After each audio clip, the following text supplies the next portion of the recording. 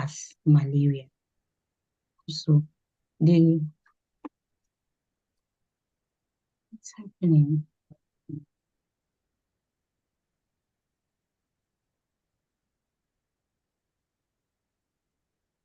Can you hear me? Something is happening. Yes, we can hear you, ma'am. Okay, my slides were not moving. Okay, and malaria is also commonly affecting children in sub-Saharan Africa, and bulk of the issue is with young children and pregnant women. In this study, we'll provide you with baseline data for preparedness against emergence and reemergence of Zika virus and malaria in northwestern Nigeria, and also the hotspots, so that we can direct prophylactic measures. My slides are not moving. You can move them. You can move them from your end. Try to see if you can move them. Okay, let me use the cursor. Okay, we aimed to provide the seroprevalence and associated clinical features of Zika virus and Plasmodium falciparum infections among febrile patients attending selected hospitals in Kaduna State. We visited 6 local governments where we collected a total of 420 blood samples and ran serological assays of ELISA to detect Zika virus, IgM, and IgG antibodies, and then immunochromatographic method to detect Plasmodium falciparum. Here is the map of the study area indicating where we visited. And overall, we had a 14.5% prevalence of Zika virus infection in this area.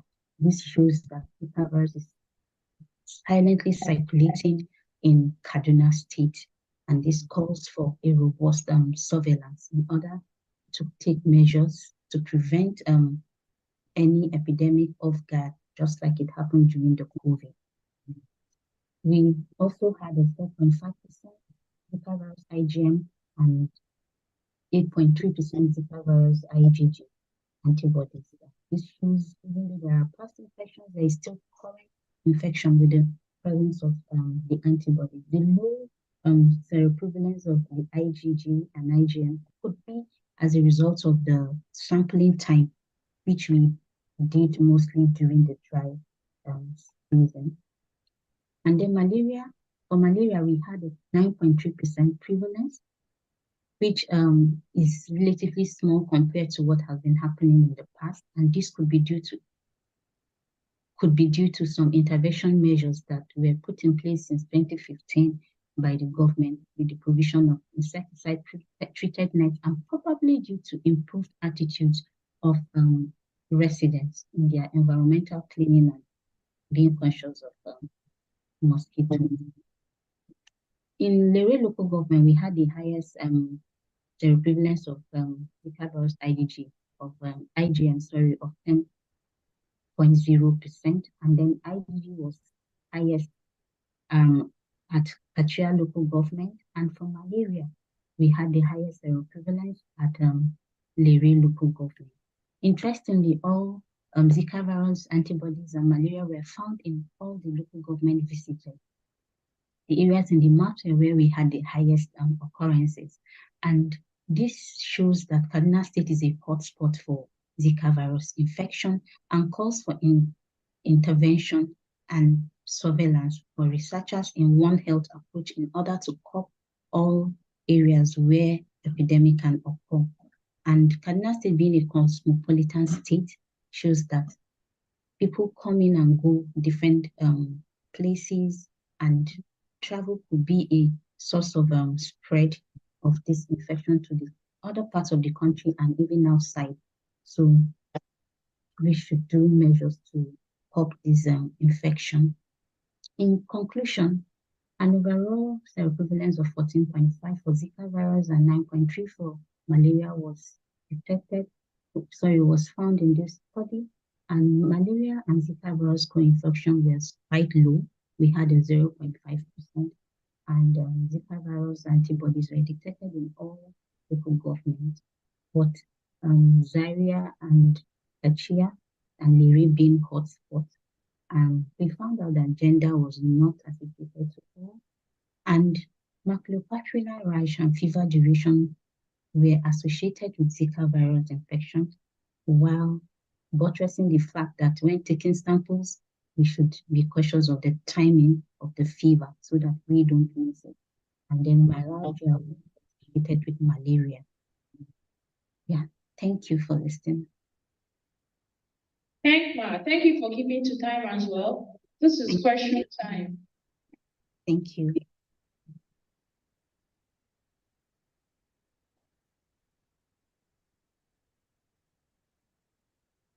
We'll wait for another 30 seconds for questions. We don't see, we'll proceed to the next person. Okay, thank you.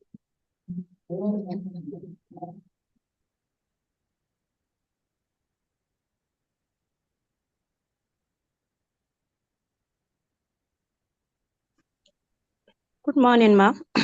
Good morning, dear. I'm Safia Abdulkader, speaking from Kano State. Yes, ma'am. Ma'am, in the issue of malaria and Zika virus co-infection, Yes, you ma'am. said that the co-infection was a bit low. Yes. Can you maybe give us more hint, maybe why the co-infection is, because since it is, yes, maybe Okay. because now as it is, people are not really aware of the Zika virus. Yeah. Sometimes more of the Zika virus infection than the malaria. And sometimes Yeah. people will be treating malaria in place of the Zika virus. Zika virus, you're right. Yeah, yes. And since the Zaria, which is very populous, and Kachia, which is equally very populous, maybe it might be the reason why they are the hotspots. Okay. Let me come this way. You see, Okay. like the mosquitoes that transmit Zika virus is Okay. this species of mosquitoes, and you don't Okay. find them always throughout the season. They are found Okay. mostly during the wet season. During dry Yeah. season, you wouldn't see them. During when there is abundance Yes, grasses, yes, yes, abundance. yes. So the timing for the for sampling matters a lot in this. The reason why we have low prevalence. This study was like a timed study, so we couldn't Oh, really do like a seasonal comparison. okay. Yes, Okay. so that could be one of the Yeah, reasons. exactly. Yes. Exactly. So I don't know Thank if you. I have answered your question. Yes, you have. You have. Thank I just you. wanted to maybe if there's a relationship between season and because of the Yes, malaria vector. Thank you there so much, is. ma. You're Thank you welcome. so much, ma. Yeah. It was a nice presentation. Thank you. Thank you.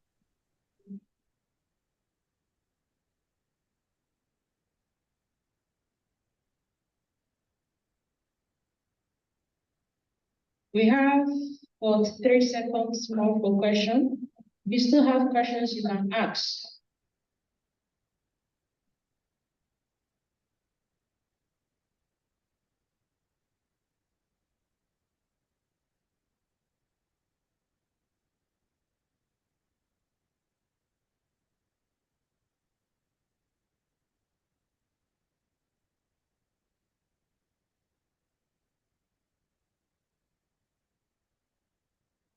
No. Now, thank you very much for your presentation. We'll move to the next person. Okay. Thank you very much. Thank you. It was nice to have you, ma'am.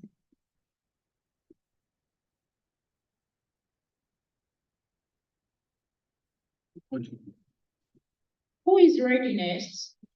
If you're ready, please indicate by raising your hand so we can call on you.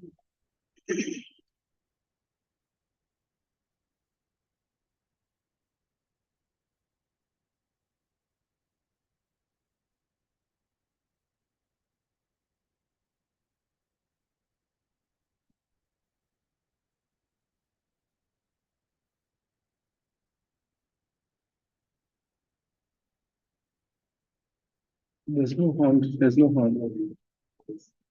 No, there's no hand also. Don't you have the list of participants? These are the names of persons.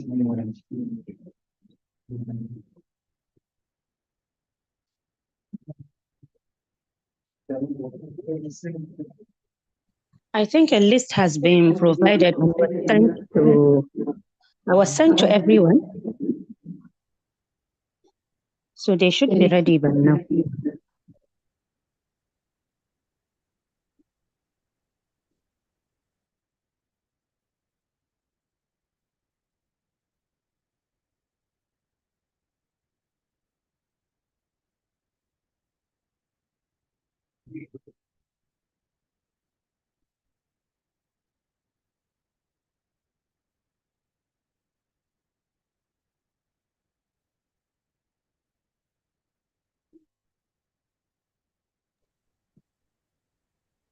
Hello? Can you hear me? Yes, we can hear you, ma'am. Please, maybe you can ask if from tomorrow's presenter, if anybody is ready, he or she can go ahead. Because, you know, dates were given, actually, and the list was sent to each of the presenters. So if anyone from tomorrow's presentation is ready, he or she can go ahead. I think, my opinion, though.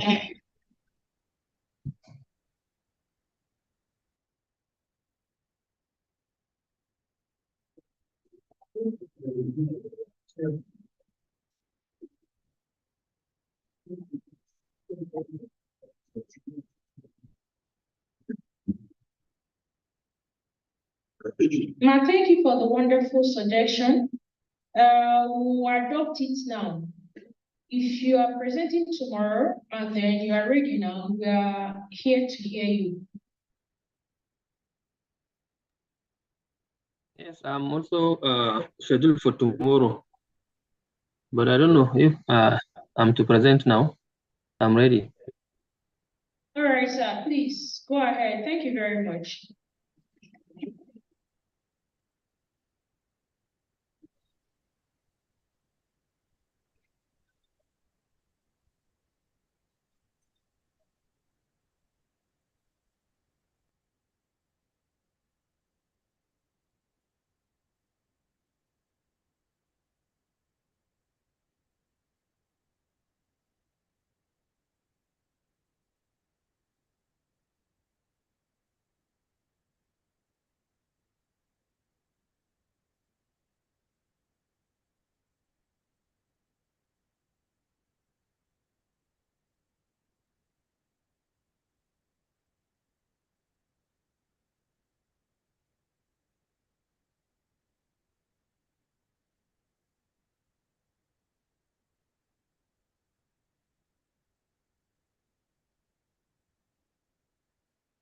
Good morning, everyone.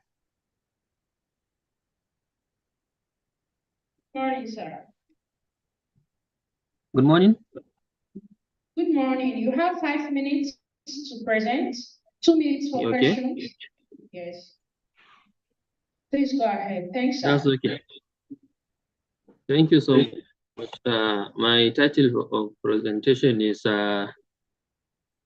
Production of poly-3-hydrobutyrate PHB by Bacillus lentus isolated from municipal waste in Borno State, Nigeria. I'm from University of Maiduguri, Department of Microbiology. Introduction. PHBs are macromolecules and natural polyester synthesized by bacteria stored as intracellular inclusion bodies. When the growth of the bacteria is under stress condition. At the moment, such a renewable source of plastic from biological origin is getting more attention, making them useful in wide-ranging application for industries and commercial requirements. It is also very useful in large-scale productions as they can replace petroleum-based plastics. PHB are a group of natural polyesters that are ready stored as intracellular inclusion by a large variety of bacteria, such as Azobacter, Nocardia, Pseudomonas, Rhizobium, Alcaligenes, Bacillus, Micrococcus, and Rhodococcus. And they possess similar characteristics to the synthetic plastic in use now. This figure shows the polyester in the bacterial cell under a bright field microscope. Conventional plastics statement of the problem: conventional plastics decay to degrade and disappear in nature, and are also produced through renewable sources such as coal, natural gas, and petroleum. The use of these polymers, however, present a great challenges. This includes scarcity of organic compounds due to decreased oil and gas resources and increasing oil and gas prices. So the objective is now to isolate PHB producing bacteria from municipal waste, screen and characterize the PHB producing strains of the bacteria. Yes, we are having various materials, raw materials, biological materials, where these polyesters are being produced from a renewable source, from plant materials, and etc. etc. But this one from bacteria, considering the fact that the origin of these bacteria are mainly waste materials, so it is now having two very important functions. That is in recycling of waste and also in the production of the PHB. So when this is why we chose the PHB from bacteria growing from municipal waste. So methodology, samples were collected from 4 different sites in Maiduguri, and the samples were transported to the laboratory for microbiological analysis. These are the sample sites. Basically, it is a very densely waste sites within the metropolis, and samples were collected at the surface of the soil of these waste sites. Isolation and enumeration of PHB producing bacteria. Isolation of bacteria were performed by serial dilution techniques, whereby the culture medium of PHB detecting agar, PDA, was also produced aseptically, and nutrient agar is also used for the isolation of total heterotrophic bacteria. Colonies of different from both the nutrient agar and the PDA agar are being detected and enumerated. All the PHA detecting agar culture were also subjected for another screening using Sudan black B dye and observed under the microscope under times 100 magnification. The dark blue colored colonies were taken as positive for PHB production, while they are being subcultured on nutrient agar for further purification. Isolates were then morphologically observed and stock and nutrient agar slant. Sudan black B positive isolate were inoculated by streaking methods on the PHA detecting agar. The plates were incubated in at 29 for 72 hours. The isolate were checked under PHB production, subjected them to more specific strain on Nile Blue A. Stained smears were examined with EVOS fluorescence microscope at magnification of ×2. The appearance of the light orange fluorescence granules confirmed PHB granules. Results. This figure is showing the population of total heterotrophic bacteria from sample sites, which all the samples with no significant difference among the sample size.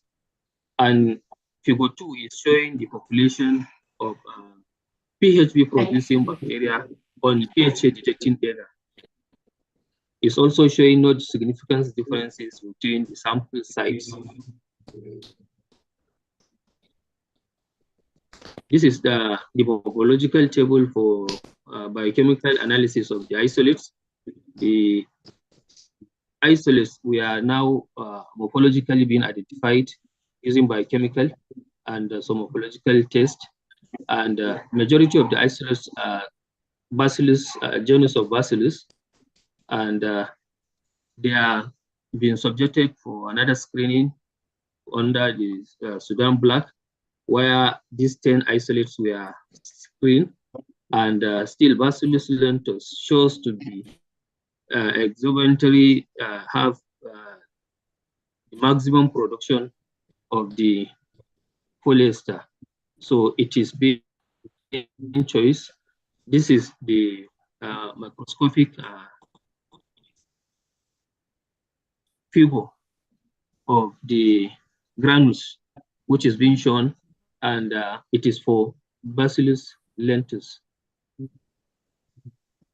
So in this study, we have isolated and characterized the PHG-producing bacteria in the municipal waste. 20 different isolates were chosen, and Bacillus lentus tend to be the most successful one with the highest production of the granules in the cell of the bacterium. Recommendations. The study recommends the following. Further studies should be carried out to dwell more bioplastic production bacteria. A large amount of experimental work needs to be carried out before this novel bacteria can be used commercially. It will be worthy to exploit this particular PHG producing bacteria obtained in this study further for optimization and production. Thank you for your audience. Thank you very much. You've used even the 2 minutes for questions for the presentation, but we'll still give out the 2 minutes. Let people contribute and ask questions.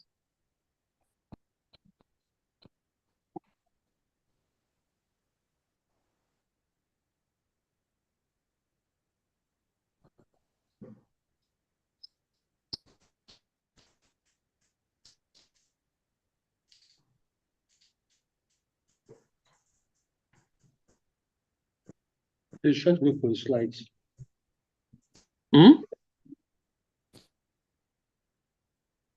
We're waiting for questions. If you have questions, please indicate by raising your hand so I can ask out directly.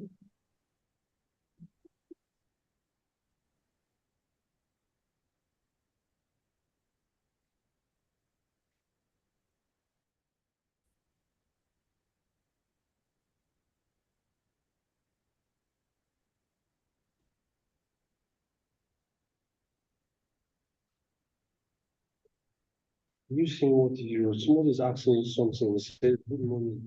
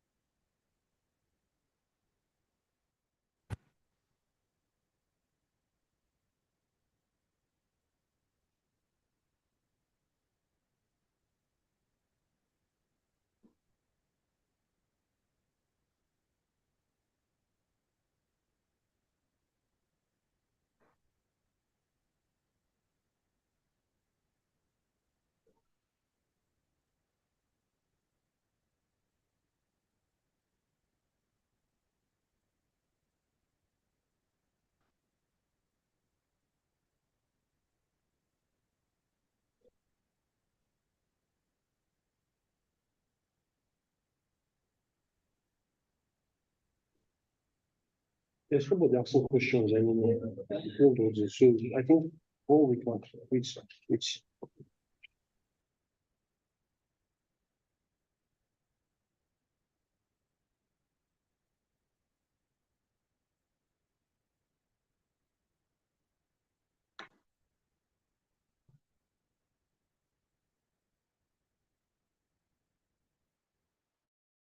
We have a question in the chat. Someone said she's number 20 in the list. Please, if you're ready to present, we are here to hear you. Okay.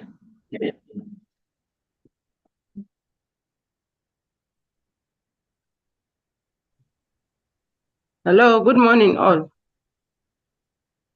Morning, ma. Good morning, Madam Chair. I am around and I am ready to present. You can go ahead, ma. Okay, thank you very much.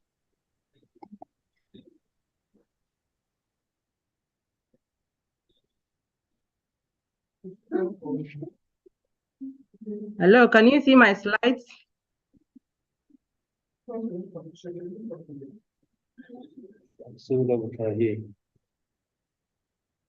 Hello, Ma, can you see my slides? That's nice, ma. Ma, please, when are you scheduled to present? 27th? It's 29th. 29th of today. Yes, 29th Wednesday.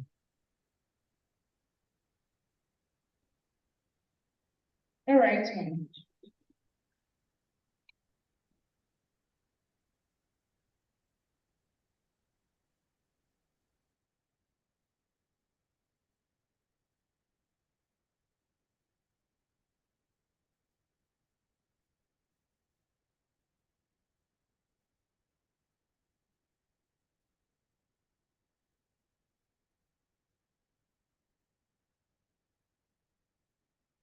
Control of your slide. When you are ready, you can start. Yes, I have shared the slide. Did you see them, Ma? Yes, ma, we can see them. Okay, should I start? Yes, yes. Okay, Ma, thank you very much. You're welcome. Sorry, give me 1 minute. Those that have presented, please send in your slides. Then after presentation, you send in your slides as well. Thank you, ma'am.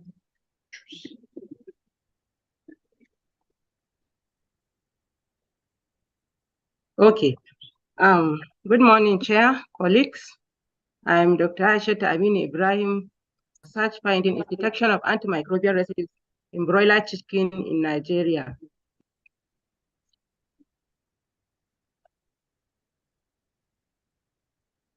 Poultry production is an important source of livelihood, not only in Nigeria, but everywhere around the world because of the healthy meat constituent of chicken, as well as the protein that is usually gotten from the chicken meat.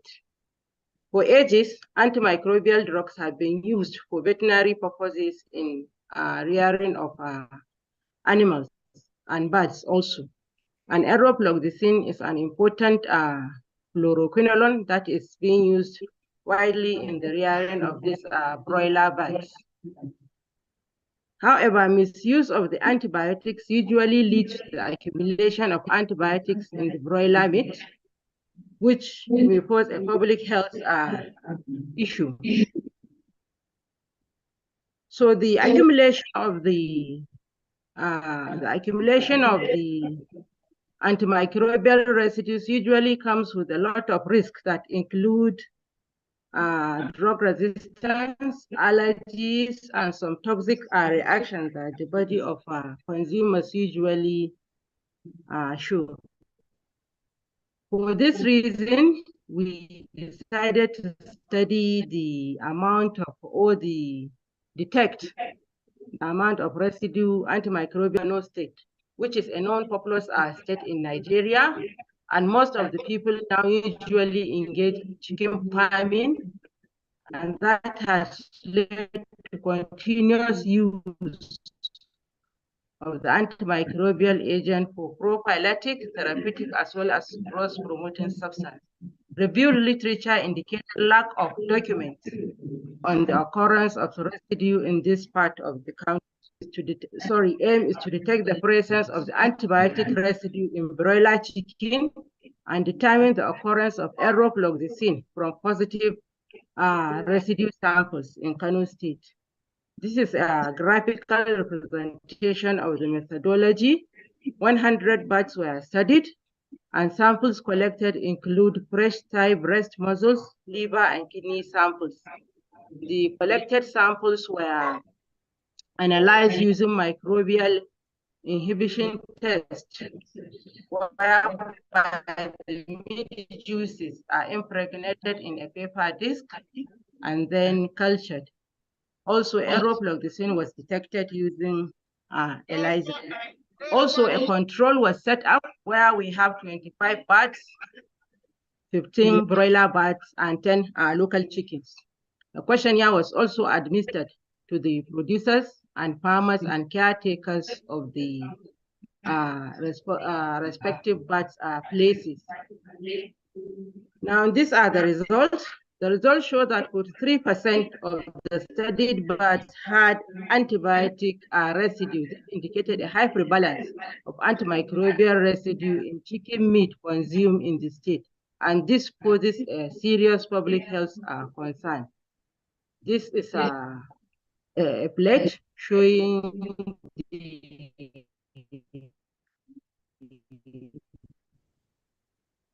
resistance of the samples that were cultured on the nutrient agar plates. For the broiler, for the local part, we saw that broiler bird in category B that were withdrawn and then were slaughtered had higher number of antimicrobial residue because they were not allowed to reach the withdrawal period. Now, this also shows that liver and kidney sample had the highest number of antimicrobial residues, and enroploxacin residue was detected in 36.4% of the samples. Thigh muscles was found to have the higher percentage of enroploxacin residue. Now, based on analyzing the characteristics and experience of the respondent, the study shows that majority of the people concerned with chicken farming in the state are males, unlike in other studies where we saw that females are on the lead. Likewise, most of the study participants are producers, followed by the farm managers themselves. Then the education level of the respondents shows that most of them had post-primary level of education. Based on years experience, the study shows that most of the farmers had an experience of 1 to 10 years, and that most of the farmers had a bird capacity or a farm capacity of 500 or of 101 to 500 birds. And most of them usually use commercial and industrial feed for their birds. Most of the farmers also go to other category of people like the managers and caretakers or friends when their birds are sick for diagnosis rather than to go to the veterinarians. Similarly, drugs prescription was also being offered by this category of people rather than the veterinarians themselves. On the frequency of use of antibiotic, most farmers and caretakers attested that they usually give antibiotics to their pets on the first days of their life and as well as when the pets are sick. On the purpose of use of antibiotic, most of the farmers said that they usually give antibiotic for treatment and prevention. And another percentage said they give it in addition to growth promotion purposes.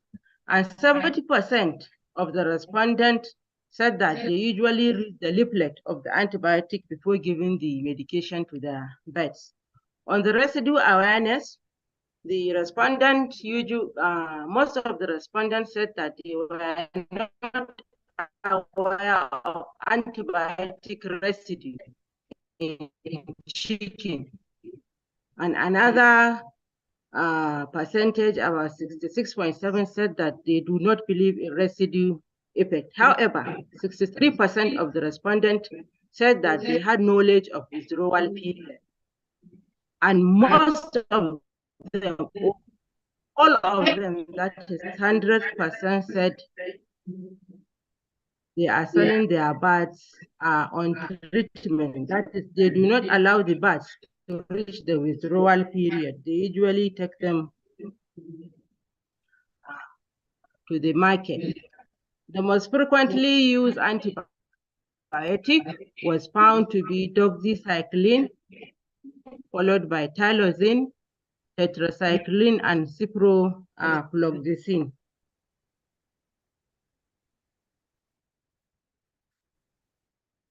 Finally, the study recorded high prevalence of antibiotic residue in broiler chicken, recorded the highest amount of residue samples had enrofloxacin or residue. The study establishes that majority of the respondents were not aware of the presence of residues in poultry, and although most of them have knowledge of the withdrawal period, yet all the respondents were not observing withdrawal practice before disposing their birds. The study advocates enlightenment campaign for the farmers on the correct way of administering the antibiotics, with special emphasis on withdrawal periods and continuous monitoring of the residue for public health reasons. But the researchers wish to acknowledge Specialist Hospital Kano, the conference organizers, and of course, the UNIBEN for committing themselves to see the conference went well. I also wish to acknowledge my participating colleagues. Thank you very much. Thank you very much, ma'am, for your presentation. Thank you, Chair. Thank you, Chair. You're welcome, ma'am. We are now open for questions. Thank you, ma'am. You're welcome. Thank you. Okay.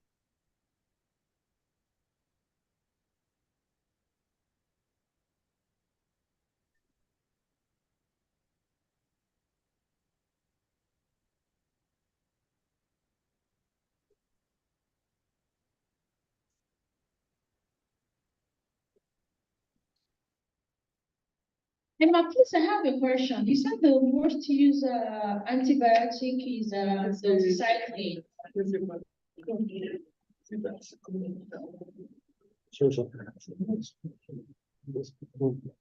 Can you hear me? Yes, I can hear you, ma'am. Okay, you said the most used antibiotics was doxycycline. Did they Yes. get idea what they used the doxycycline to treat in chickens that made it the most used antibiotics? The question is not clear, ma'am. Okay, what are they using the doxycycline to treat for chicken? Did you ask them what they are using the doxycycline to treat in the chickens? Yes.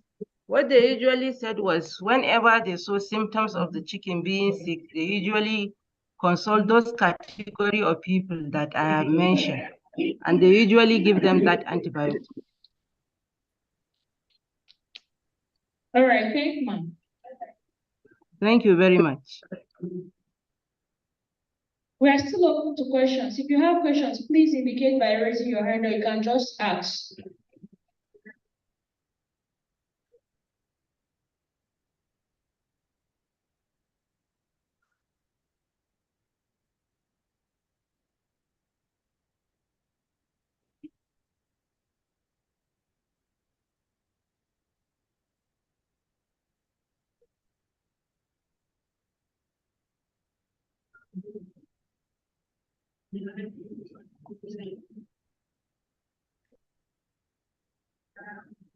Now, thank you very much for your presentation. We'll be moving to the next person since there are no questions.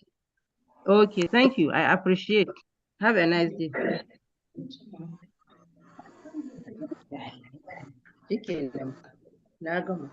Congratulations.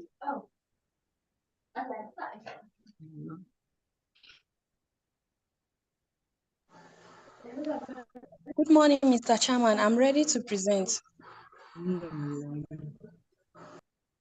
Please go ahead.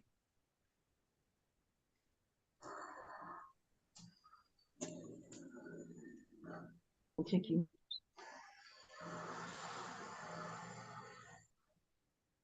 Please let me share the screen. Yeah, you can share your screen. Okay. You can share your screen now.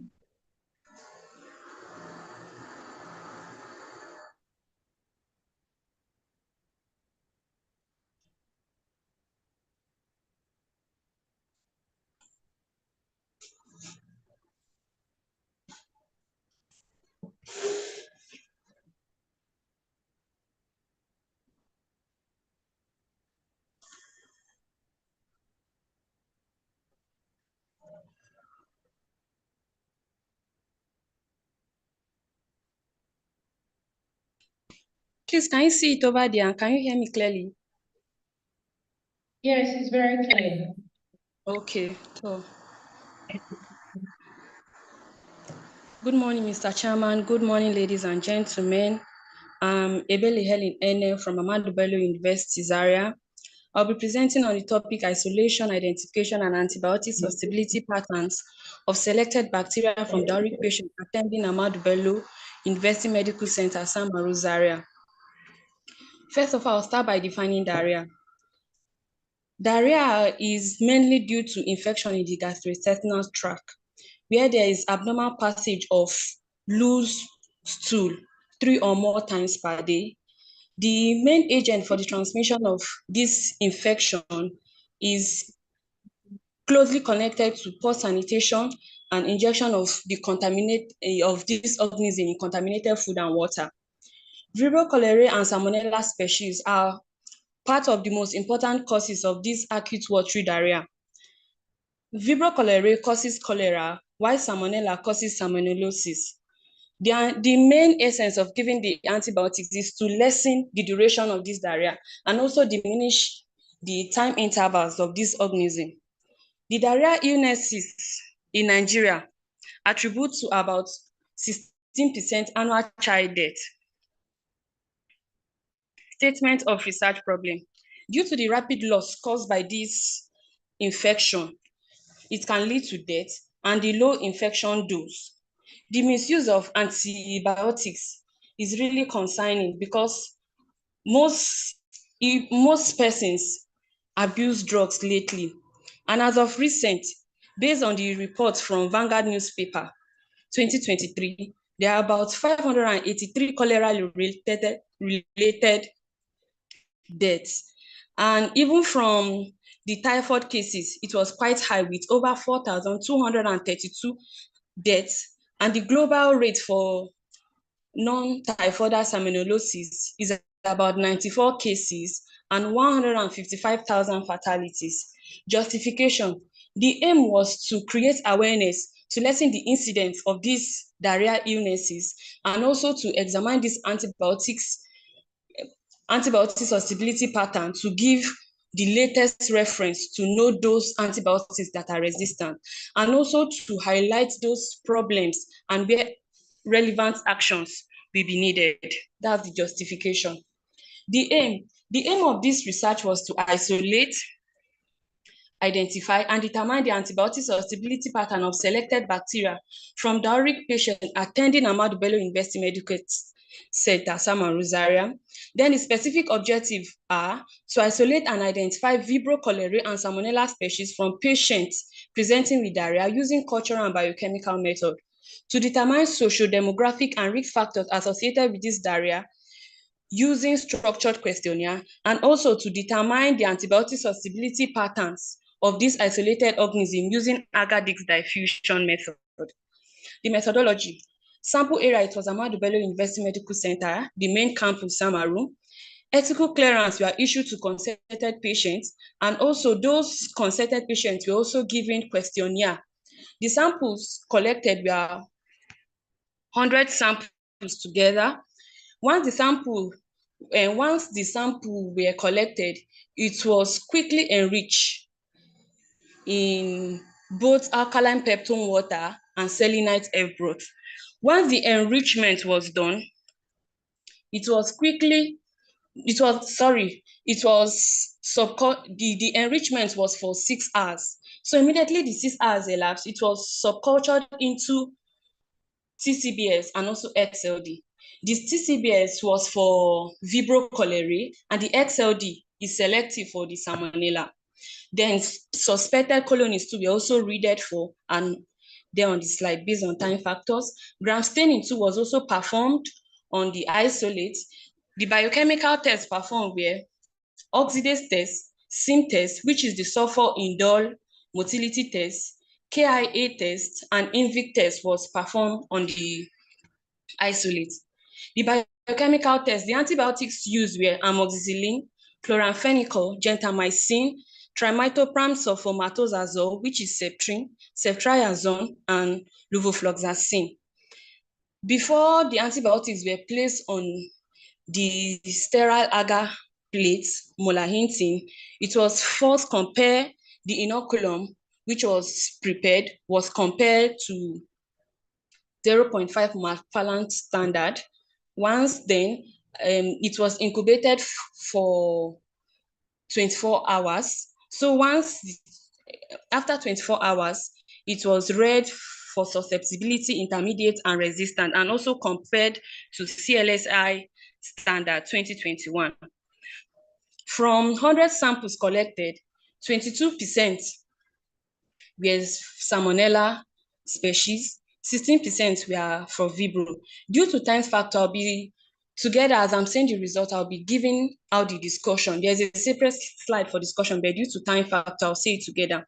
And if I mention bacterial infection, based on my context, is consisting of both Salmonella and Vibrio cholerae together.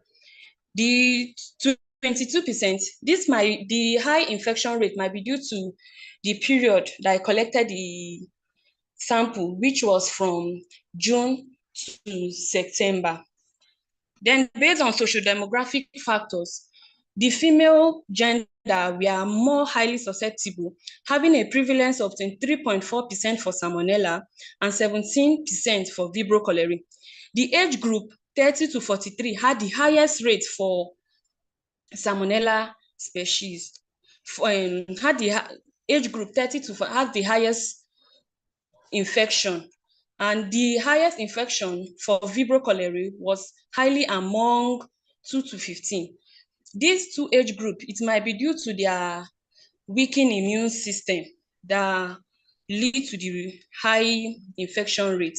Then for level of education, it was only Vibrio cholerae that was highly associated with the infection. While for level of education, non-educated patients had the highest prevalence, while the least prevalence were among the secondary school patients for Vibrio cholerae, and it was only Salmonella species that was highly associated with the infection. Then going down to occupation,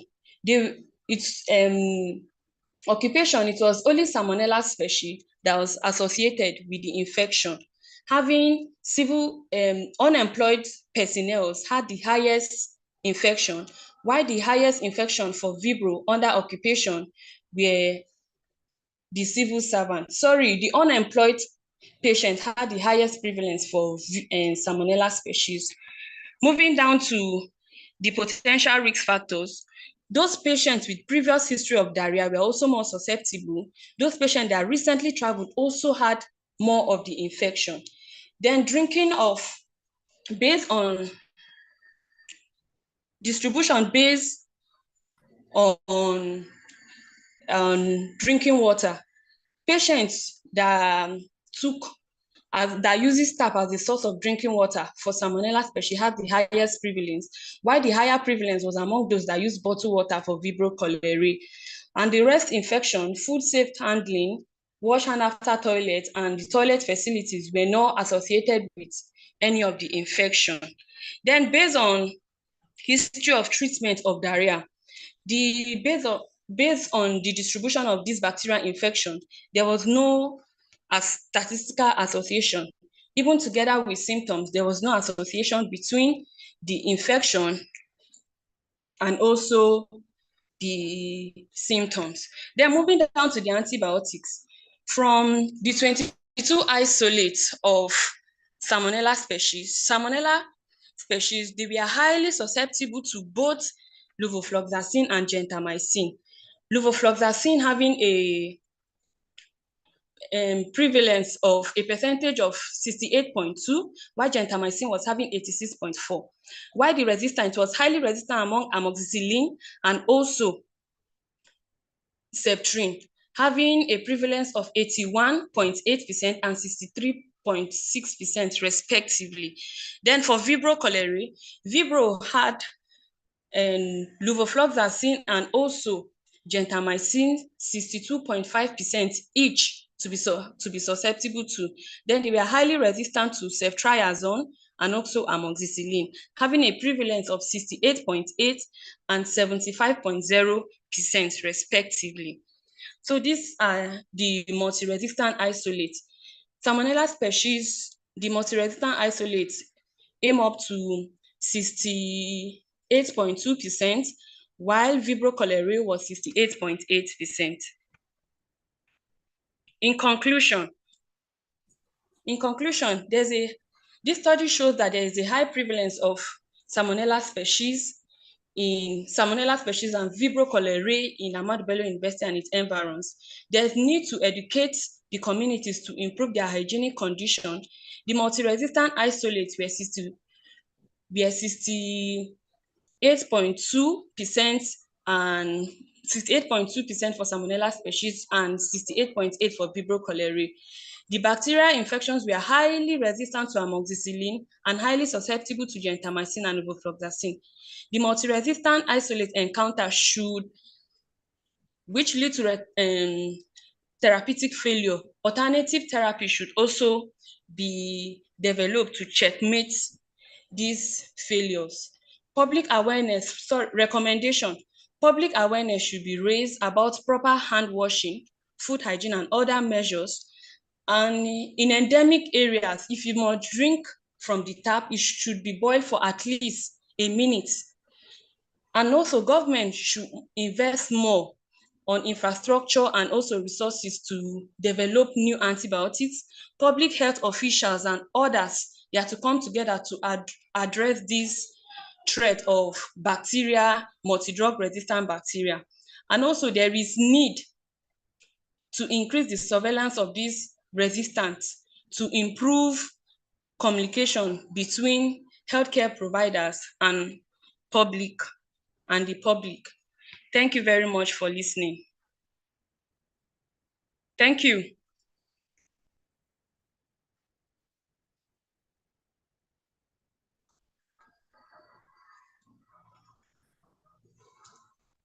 Thank you.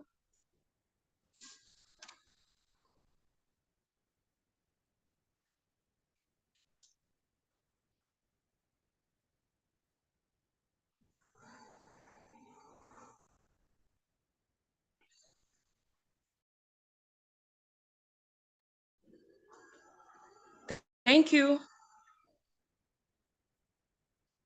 Can you hear me?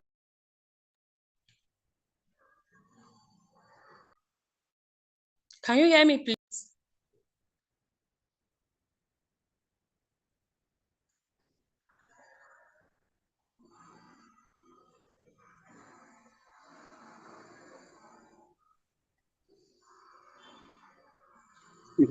Can you hear me? I can hear you now, but please, can you hear me?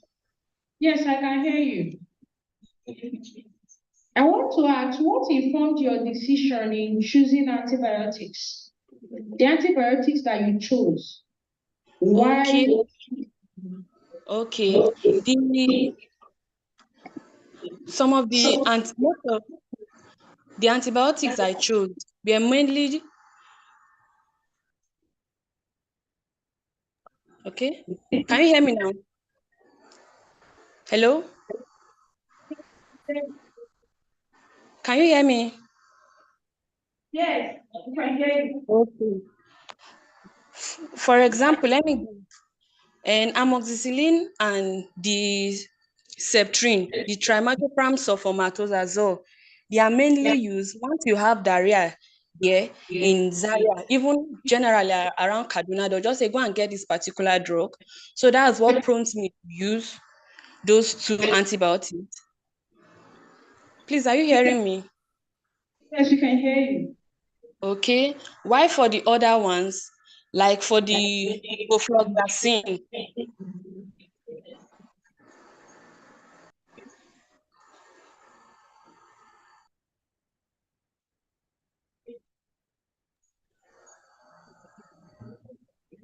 Can you hear me? Should I continue? Yes, continue. We can hear you. Okay. Why for the levofloxacin? I had choice to choose between the Cipro and the Luvo. So I wanted to see the difference. So that's the main reason for choosing the Luvo. Why the ceftriaxone? I made use of the third generation cephalosporin to see how the result will be like. And I also make use of phenol, which is the chloramphenicol. Hope I've answered your question. Yes, you have. Thank you very much. But there are other hands that are up that want to ask questions. Doctor, Okay. I'm seeing it right. Doc, please ask your question.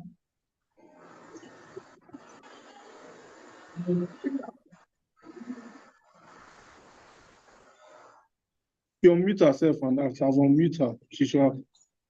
Ask your question. You are raising your hand. Yes, can you hear me now? Yes, Yes. ma'am. Yes. Well done, Miss Presenter.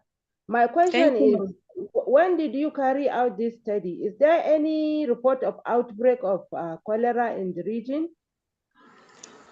Okay, it was carried out between June to September.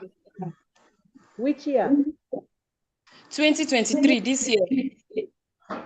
Okay, but I don't know. I didn't heard of any report of cholera outbreak somewhere there. Oh, was it local? Yes, like it was during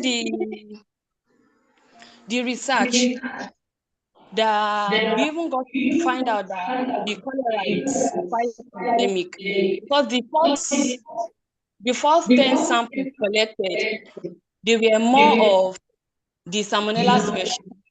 But as time goes on, from the ending of June, we started getting the cholera results. Okay. Were you able to link it with any other outbreak during the previous years? I mean, like, Oh, did you follow any yes, seasonal yes. I trend? was able to link it via the previous years. As of recent, in Kai, Rivers State, Yes. reported by Aziki et al. There was also, it was in agreement with his research of 16%, and also on Honor and Okonkwo, the research has just been published 2023, there was 35.5% prevalence of the Vibrio cholerae. I mean, in the same area you studied? Okay, no. Yes, It's I was only from trying to maybe say if you could have followed to see whether the occurrence or the prevalence of the cholera during that particular time is a seasonal something. Maybe you may relate it with the weather or environmental conditions, so that public is a public health issue, so that measures can be put in place. Like if it's let's assume it usually occurs when you do your studies around rainy season, and yes, probably ma'am. Ma, did the same sorry. study around that rainy season, maybe sometime in the last 2 or 3 years, then we can follow it. Sorry, ma. In the last 2 to 3 years, there was an outbreak. Okay. 2021. Yes, there was an outbreak of the cholera. Around the same month. Around the same period, yes, ma. Okay, all right. 2 years Well back. done. Well Thank you, done. ma. Thank you, Chair. Thank you very much. Adewale, you were raising your hand before. Please, can you ask your questions now? Oh, I'm signifying for presentation. Okay, okay. We have another question on the ground. Okay, thank you for your presentation. Thank you, ma. If I heard you correctly, you said the female gender, they were more susceptible to the infection. May I know Yes, why? ma. You find out why. Okay. From the locality there, this one just like based on the assumption. the female, they were more highly connected to, they were more of a risk factor. Like they are highly connected to, in connection to both contamination and contaminated water and also food. And also to connect it in recent study, I was not able to get the reference that said the most parents, they hardly carries their female children for vaccination or other treatment compared to their male children.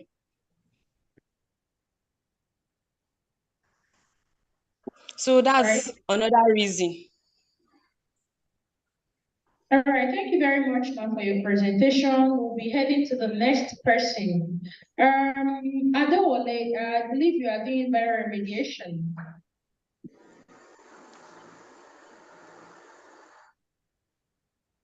Hello, sir.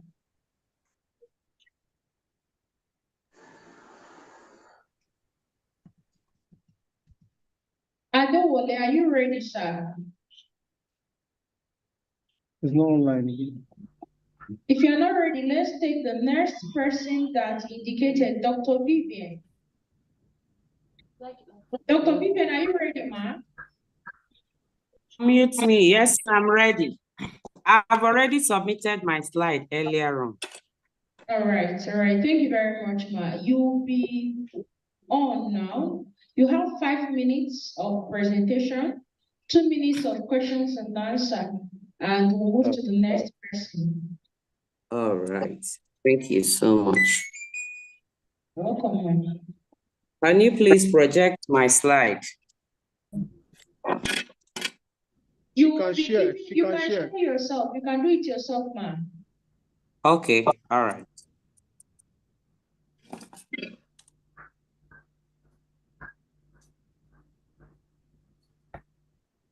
Okay.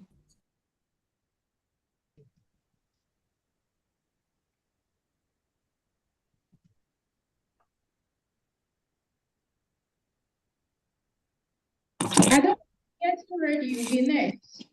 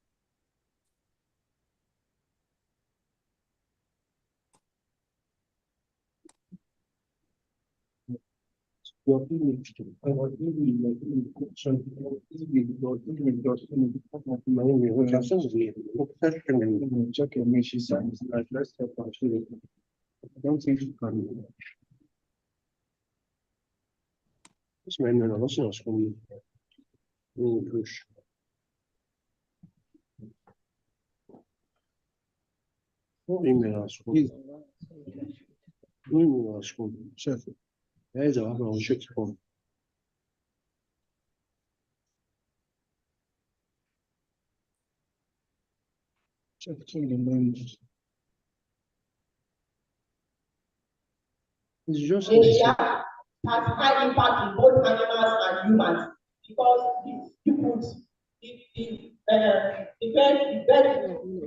virus will be transmitted from animals to humans. And then it leads to so much economic loss. And then both Ebola and H5N1 illustrate the zoonotic nature.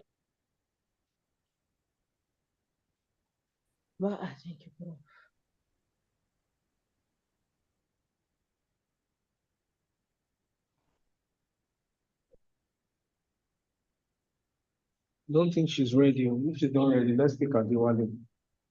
Dr. Vivian, are you ready, ma'am? I'm trying to join.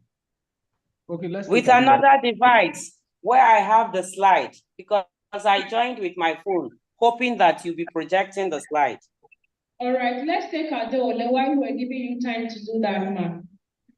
All right, thank you. Okay, thank you, ma. Good morning, everyone. The director, the moderator, my fellow co-presenters. I'm coming. Let me try and share my screen. Okay.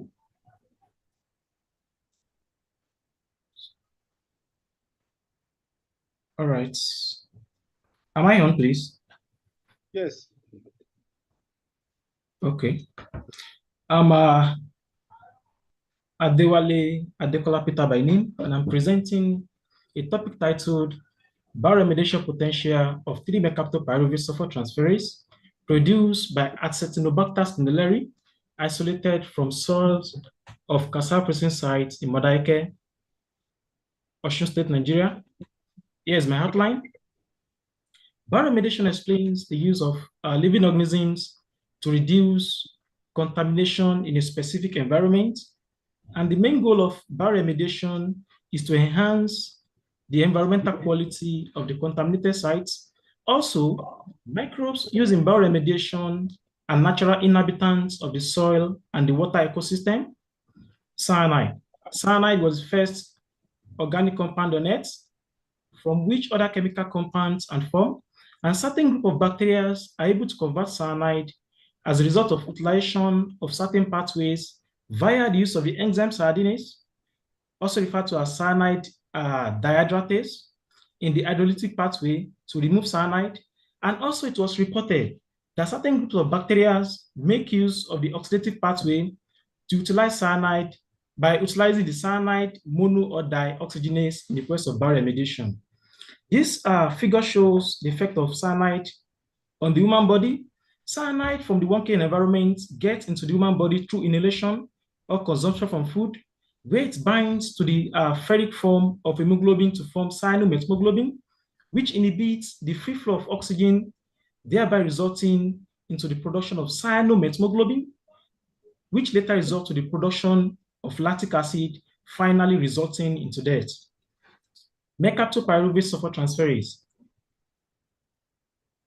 It's one of the cyanide detoxifying enzyme, and 3-MST, shortly called, reacts with hydrocyanide in the soil to form pyruvate and thiocyanates, which are less toxic compounds. Here is my specific objective to determine cyanide concentration of the soil samples: screen, isolate, identify cyanide degrading microbes, optimize production, purification, and calcination of the 3-MST, and finally, the application of the purified enzyme in bioremediating soil samples. Methodology: collection of samples. Soils from the selected sites were sampled into sterile sample bottles and here dried for a few days, after which the determination of the cyanide level was carried out following the American Organization of Analytical Chemistry method and also the procedure of Ademoroti 1996. Also, screening as isolation of cyanide degrading bacteria, composed Bushner-Hash agar medium, which was used to grow the bacteria, helps to screen for cyanide degrading microbes from environmental samples. So a loopful of the stock sample was streaked on the composed Bushner-Hash agar medium, after which it was inverted and incubated at 25 degrees Celsius at 96 hours rather, to select for cyanide degrading bacteria. The pure colonies or isolates were obtained by continuous culturing. Also, identification of bacteria isolates were carried out. Various cultural, biochemical, and molecular tests were carried out. And also, I also take a step further by molecularly identifying the bacteria isolates, in which DNA extraction and PCR were also carried out. Also, preparation of the basal medium for 3-MST production. The basal medium helps to further screen for cyanide degrading bacteria or microorganisms with 0.3% KCN, that is potassium cyanide rather, and the standardization of the inoculum size. Optimization of production condition.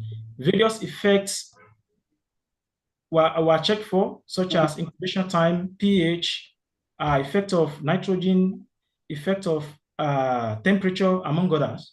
Also, the enzyme was purified by using ammonium sulfate precipitation. Likewise, dialysis by desalting was carried out, and also ion exchange chromatography method was carried out also. Concentration of the purified 3-MST for the bacterial isolate. Various effects of the environmental condition on the purified enzyme rather, such as effect of metals, effect of non-metals, pH, temperature, among others. Also, finally, the purified enzymes, the application of purified enzyme, in which the purified enzyme was applied on fresh soil samples to see the level at which the cyanide content of the fresh soil sample collected will be degraded. This table shows the optimum condition which was assessed by the study.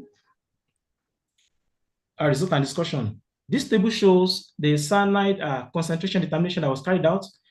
5 grams of soil sample were collected, fresh sample rather, of soil sample were collected and mixed with 25 ml of distilled water, which was then shaked using an electronic shaker for about 30 minutes, after which the mixture was filtered and the filtrate was analyzed for cyanide.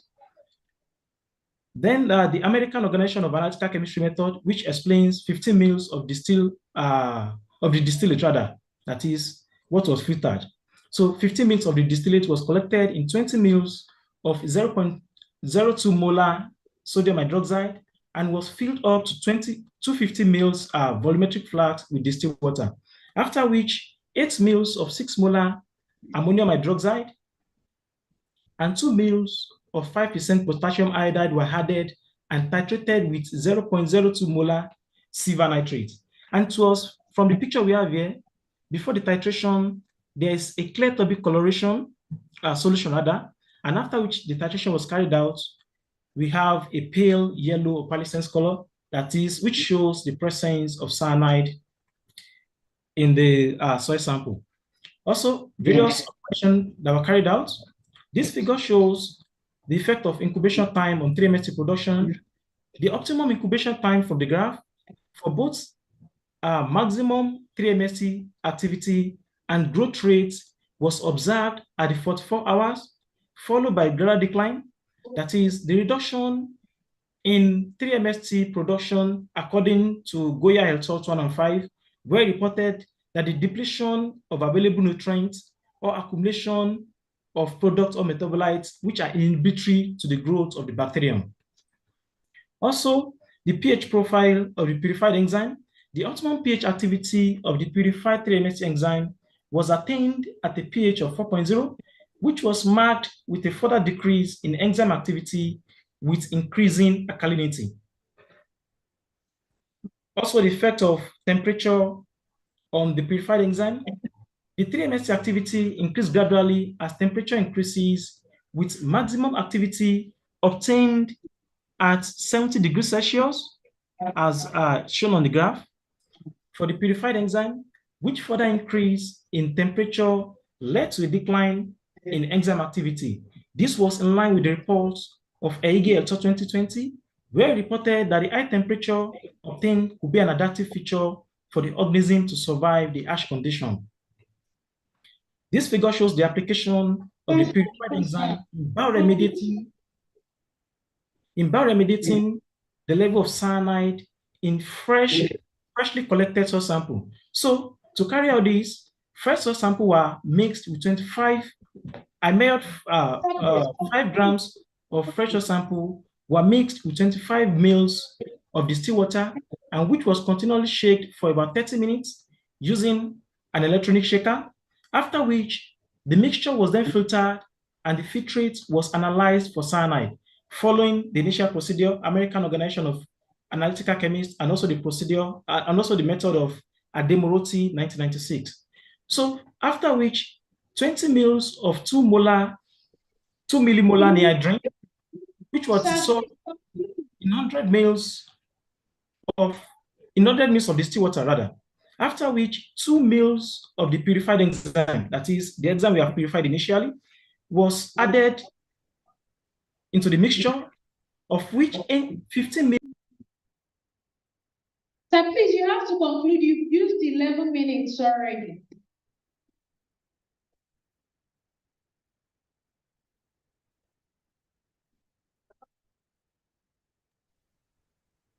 Hello, can you hear me? After which 0.2. Conclude, sir.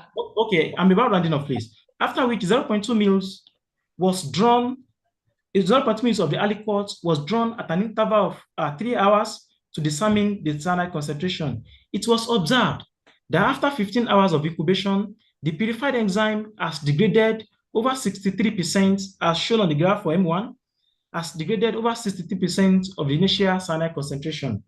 Here's my conclusion. The study established the presence of 3-MST assessed under various conditions, which were found suitable to be adopted for the cleanup of cyanide-polluted soil at the optimum condition recorded by the study. Here are my selected references. Thank you for listening.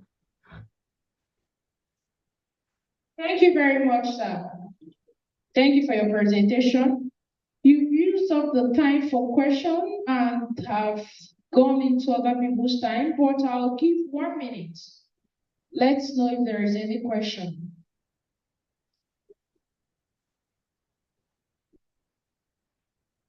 Please, if you have your hand raised, you can ask question. Unmute yourself and ask question.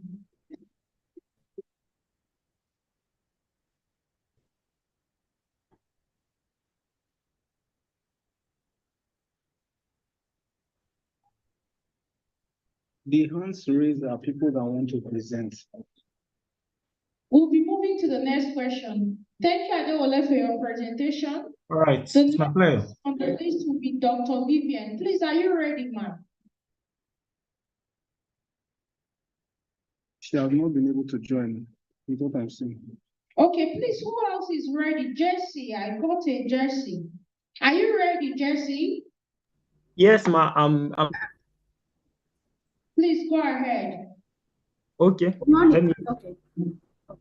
Somebody's going.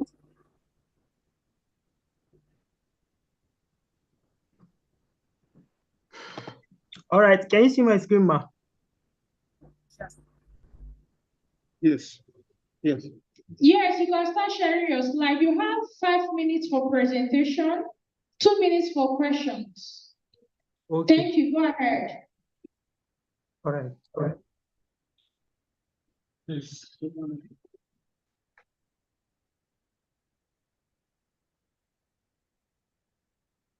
Okay. Good evening. Sorry. Good morning, everybody. My name is Jemuel JC. I'm presenting on the topic prevalence of malaria and hepatitis B virus co-infection among pregnant women in Samaru, Zaria. Introduction. Okay, malaria is a disease caused by Plasmodium species and transmitted by an infected female Anopheles mosquito. Pregnant women stand at greater risk of malaria with severe complications, and this is due to reduced immunity. Now, hepatitis B is a virus, is a double-stranded DNA virus of the Hepadna viridae family, and the infection of hepatitis B virus can be either acute or chronic. Majority of infected persons acquire hepatitis B virus infection during the prenatal period or early childhood. And malaria and hepatitis B virus infections are endemic in Nigeria. So statement of research problem. Malaria is the leading cause of death in developing countries. And those that are at greater risk of the severe forms of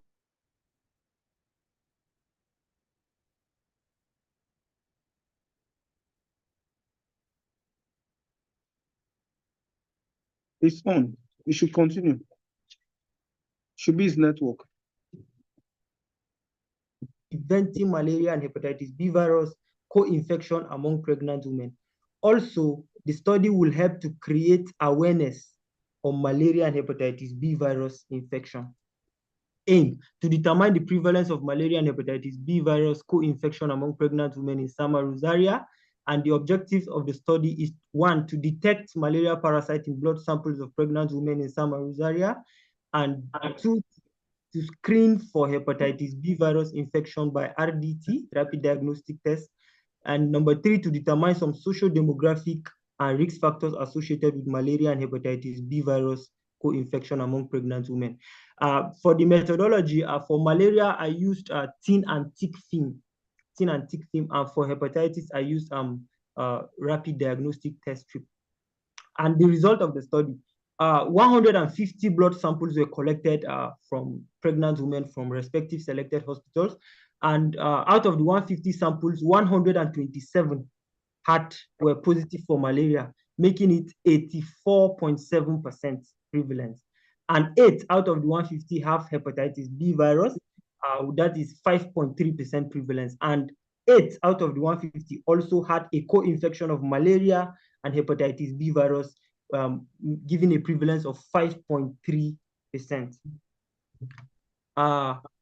This is a table of the socio-demographic factors of malaria and hepatitis B virus.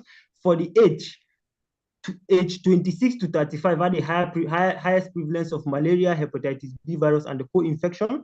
For occupation, employed pregnant women had a higher prevalence of malaria, hepatitis B virus, and co-infection. For education, those with tertiary level of education had a higher prevalence of malaria, while those with secondary level of education had a higher prevalence of had a higher prevalence of hepatitis B virus and co-infection. Yeah, married pregnant women had a higher prevalence of malaria, hepatitis B virus, and co-infection, and pregnant women in polygamy had a higher prevalence of hepatitis B and co-infection, while those in monogamy had a higher prevalence of malaria. For risk factors of malaria, those pregnant women who do not use insecticide-treated net had higher prevalence of malaria. Those who do not have stagnant water around their house had higher prevalence of malaria with a very slight margin. And those who do not apply, those who apply insecticide had a higher prevalence of malaria from this study. And risk factors of hepatitis B virus, those who share sharp objects had a higher prevalence of hepatitis B virus. Those who do not undergo or do not receive blood in the previous 6 months had a higher prevalence of hepatitis B virus, and those that live with infected relatives had a higher prevalence of hepatitis B virus with 100%. Now, this is an image of malaria parasite detected in the blood samples from the study for the thin film, and this is the malaria parasites that were seen for thick film in the study. Now, discussion, the prevalence of 84.7% and 5.3% for malaria and hepatitis B virus infection respectively was recorded. This is because both malaria and hepatitis B virus are both endemic in Nigeria, and the prevalence of malaria in this study was higher than 47.3% recorded by Bishop and Aliyu in 2017 and others. Because of time, I'll just pick one. And this is because pregnant women have reduced immunity, so the prevalence tends to get higher. The prevalence of hepatitis B virus was lower in this study when compared to 5.6 reported by Abba et al. In 2019. This is due to the difference in the study population. And the co-infection of malaria and hepatitis B virus infection was higher in this study, 5.3 when compared to 3.3 recorded by Abba in 2019. And this is due to the difference in the study area. High prevalence of both infections was reported by pregnant women aged 26 to 35 years, and this is because pregnant women within this age range, they actively work at night and are exposed to mosquito bites during domestic activities at dusk or dawn hours. And this is also due to high risk of behaviors. Within this age, pregnant women tend to engage in some activities like unprotected sexual activities, greater propensity for drug abuse, and participation in trendy practices like tattooing of the body and body piercing. And pregnant women that were employed, yes, ma'am. Sorry, I'm rounding up, ma'am.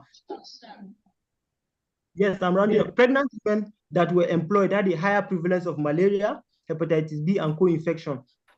Pregnant women that were employed had a higher prevalence of all the diseases at hand, and this is because they are exposed to mosquito at their places of work. Yes, okay.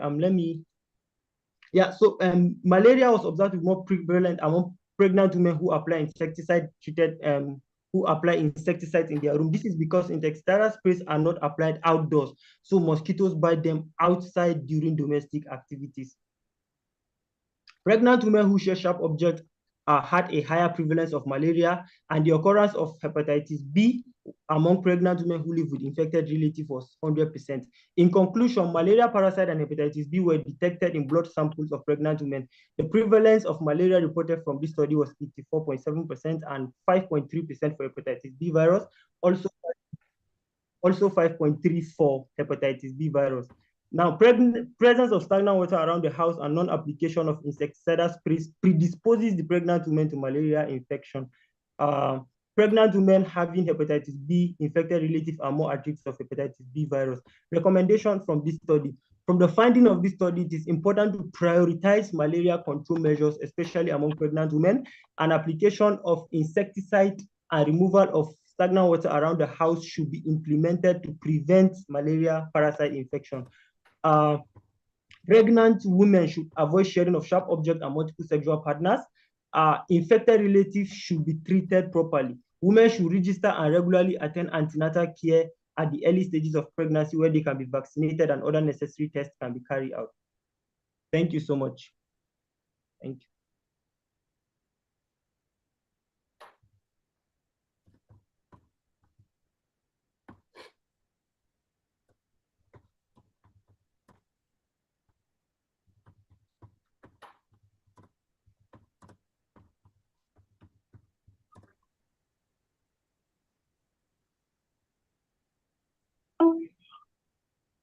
Thank you, ma.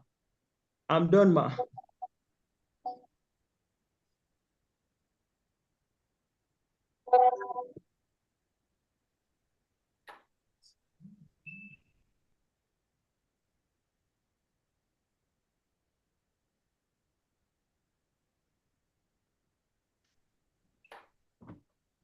Why? Yes, I'm done. I'm done, sir. Thank you, ma.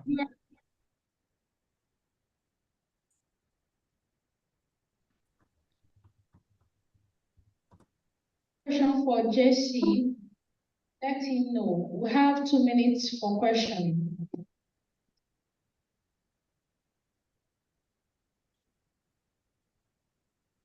Are you happy to take questions now? I've got a question. I raised my hand.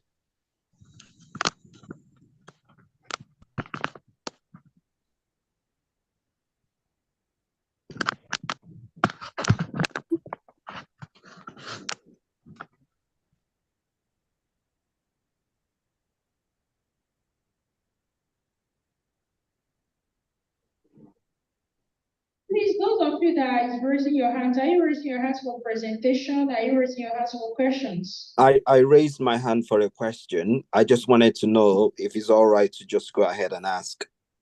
Please go ahead, sir. Yeah. Okay. Thank you. Thanks for the presentation. Really interesting.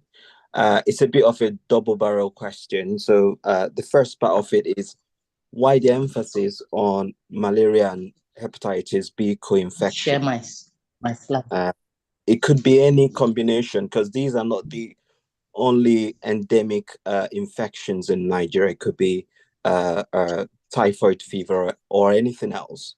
Why the emphasis on malaria and hepatitis B? Are there any specific interactions between these pathogens that impacts their pathogenicity in a way that, you know, it's not obvious? Because I'm thinking about the of my question is what are the clinical, the practice or research implications of looking at malaria and hepatitis B co-infection?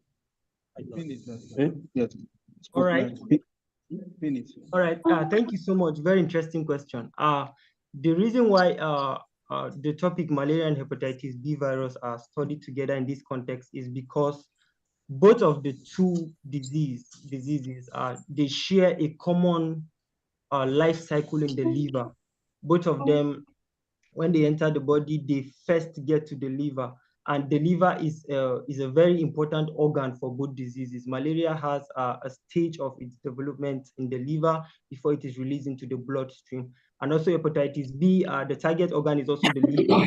So a lot of times the two diseases are, because of the common organ, the liver, they tend to have overlapping symptoms. They have a lot of overlapping symptoms. So such symptoms cause even health practitioners to mistake one for the other, except further tests are carried out.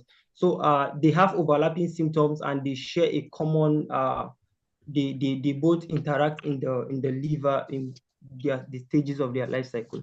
And also both diseases are very detrimental to pregnant women and newborn babies. So newborn babies are more at risk of both these. It is more dangerous for newborn babies and pregnant women, both malaria and hepatitis B. So that is why the two are studied in context together. Thank you. All right, thanks for that. Is it all right to just follow up quickly on that? If you haven't got, yeah.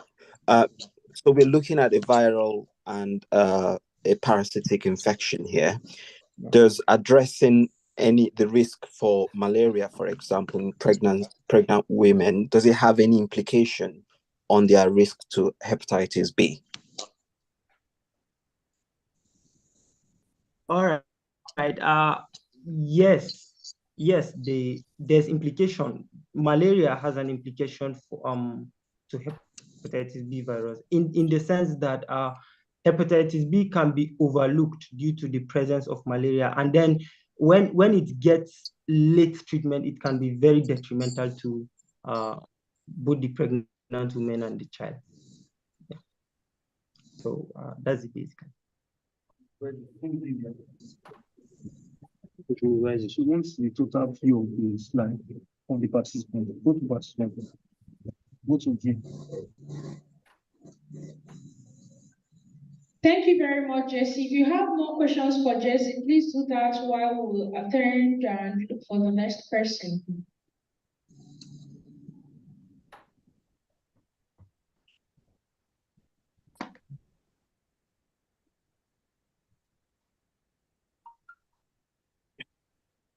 Okay, can I start? Yes, you can start, ma'am. All right. Okay. I am Lilian Nayeloman Senior Lecturer with the Department of Applied Microbiology and Brewing, Nnamdi Azikiwe University, Oka, and I am presenting the paper titled Microbiology in Nigeria, Navigating Challenges, Exploring Prospects. Microbiology, as we know, is a scientific discipline, and it plays a pivotal role in unraveling the mystery of the microscopic world, shaping our understanding of life at its fundamental level. Microbiologists are at the helm of affairs in carrying out these researches involving microorganisms. The landscape of microbial research is undergoing rapid transformations influenced by events that reshape public perceptions of microbes. Factors such as the emergence of specific diseases. We were here when Ebola started its own. Lassa fever is still here with us, and then the COVID-19 pandemic. Antibiotic resistance, environmental contamination, bioterrorism, large-scale food safety issues, and advancement in therapies for microbial diseases contribute to this evolving terrain. Microbial research is capitalizing on technological process, such as the genomics, the transcriptomics, the proteomics. All this has enabled researchers to look at the sequences of the organisms they are dealing with, and also to be able to know the specific sequence that is responsible for a particular trait, like antibiotic resistance gene, production of some microbial metabolites, and the rest. This has opened new avenues for exploration. There is increasing effort among researchers to integrate their finding. By this, I mean research collaborations, be it local, be it international, be it with the industry. And this is aimed at comprehensive understanding of biological phenomena across all levels. However, while many areas of the microbiological sciences are ready for exploration, microbiology must overcome an array of hurdles before it can fully accomplish its potential. Today, we'll be looking at the challenges faced by microbiology in Nigeria, and we will as well explore the prospects that hold the future, that hold the promise for a brighter future. So the challenges we'll be addressing today, I will just be speaking on them one after the other. The first one we have there is inadequate funding. Education is the driving force of any economy. Nigeria belongs to UNESCO, the United Nations Educational and Scientific and Cultural Organization, UNESCO. And then member states of UNESCO agreed that they will be dedicating 4 to 6% of their GDP and 15 to 20% of their annual budget to education. But looking at our budget for the past 7 years, you find out that we have never met this threshold. In 2016, for example, the allocation to education was at 7.9%. In 2017, 6.1%, 2018, 7.1%, in 2020, it was 6.5%, then in 2021, it nosedived to 5.7%, and further went down in 2022 to 5.4%. But in 2023, there was a little appreciation to 8.2%.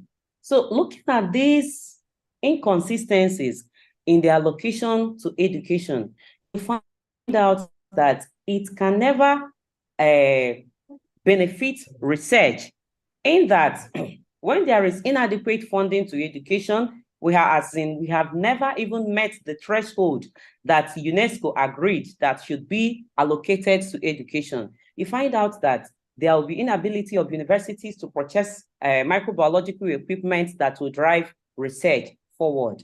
In 2022, university lecturers went on strike, trying to agitate for better working conditions and also poor funding of universities.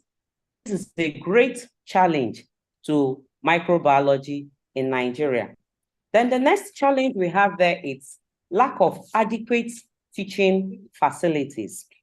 We have that in Nigerian universities, the state of our lab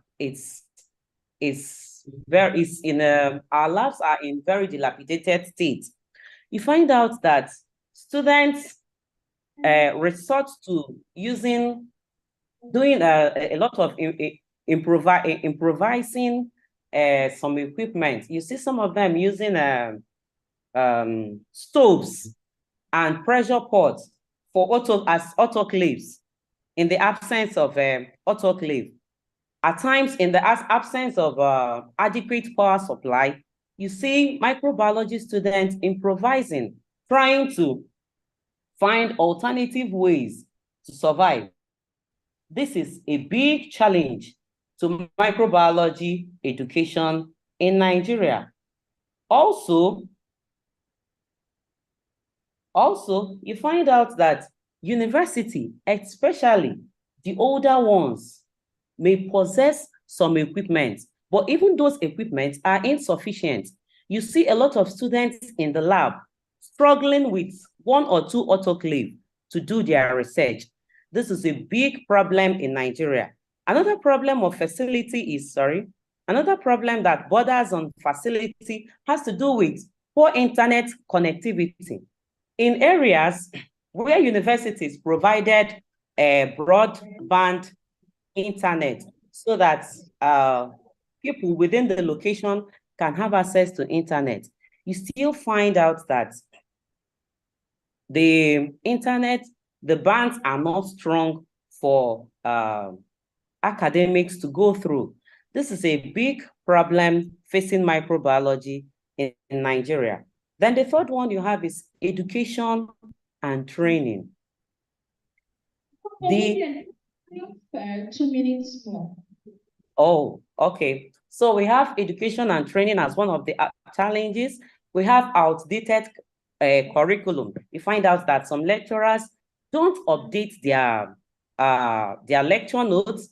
They keep on using outdated lecture notes for their lectures. This is a big challenge to microbiology in Nigeria. Poor remuneration, the pay home is not actually taking the lecturers home, and then limited job opportunity. This is an area I would want to elaborate more on, because you see our graduates roaming the streets, searching for job. This is as a result of the gap in the skill that they acquire. And also, as many of them that would want to go into entrepreneurship, you find out that because of the fact that microbiology as a discipline is not professionalized, they cannot open up a lab themselves. In 2022, the bill for the professionalization of microbiology in Nigeria was passed. The bill is awaiting the president's assent. Then you have public perception and lack of awareness. The public is not very much aware of what microorganisms can do in the environment. There should be more awareness. Then you have disease control and surveillance.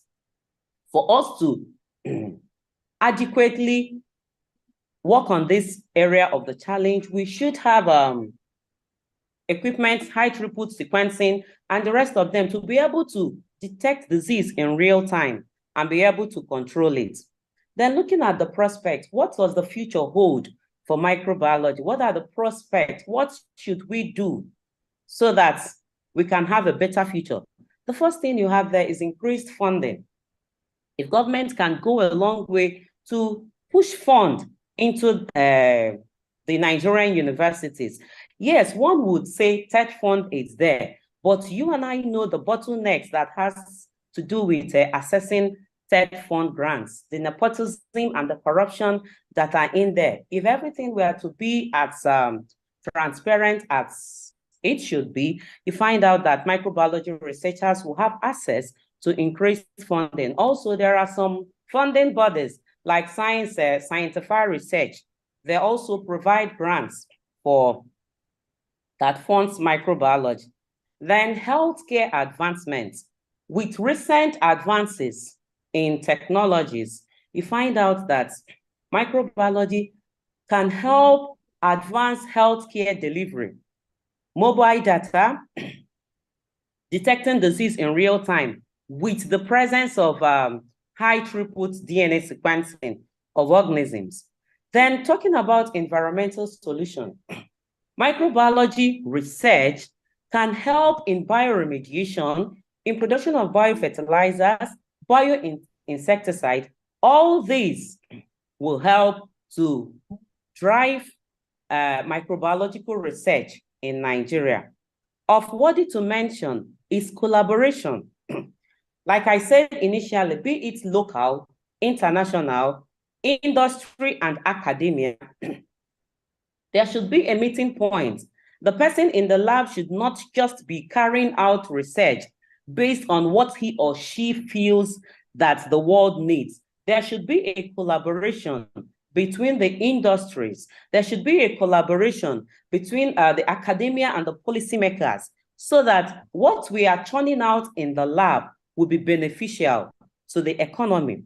And also, when we begin to publish our papers with international collaboration, the world will begin to see that Nigerians are coming up in research. So collaboration is a very good prospect for microbiology in Nigeria.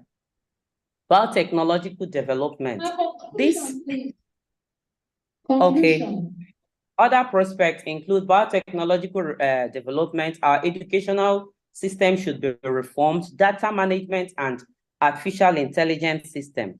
In conclusion, we have that it is evident that the challenges faced by microbiology are not insurmountable, but rather they are stepping stones that can drive us towards a better future for microbiology, contributing significantly to scientific advancement and societal well-being. Thank you. Thank you very much. If you have questions for Dr. Vivian, she's open to questions. I want to thank you for highlighting the problem that all of us are facing. It takes courage to come and tell us. This one was done based on the method described by using 19 to 2021. Then for the book on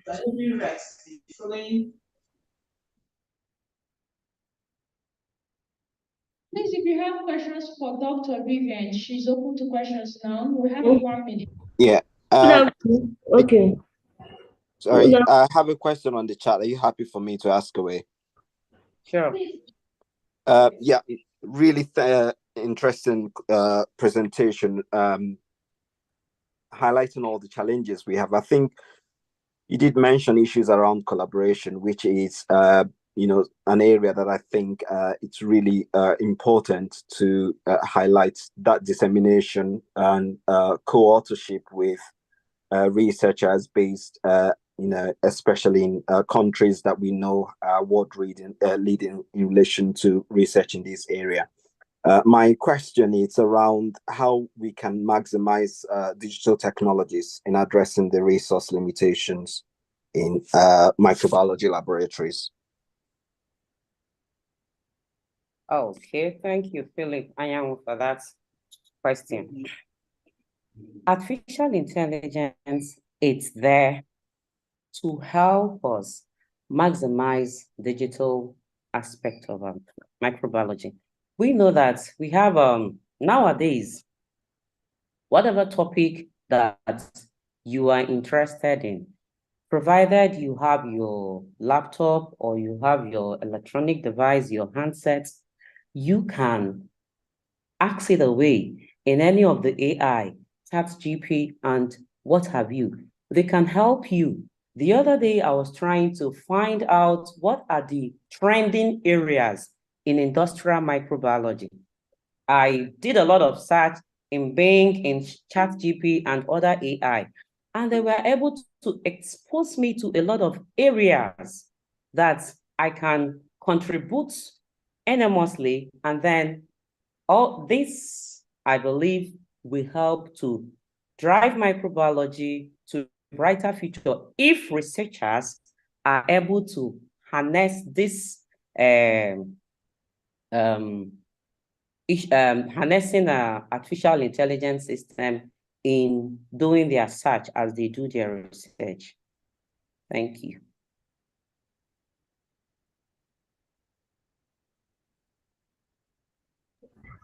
I just want to make a comment or let's say a question.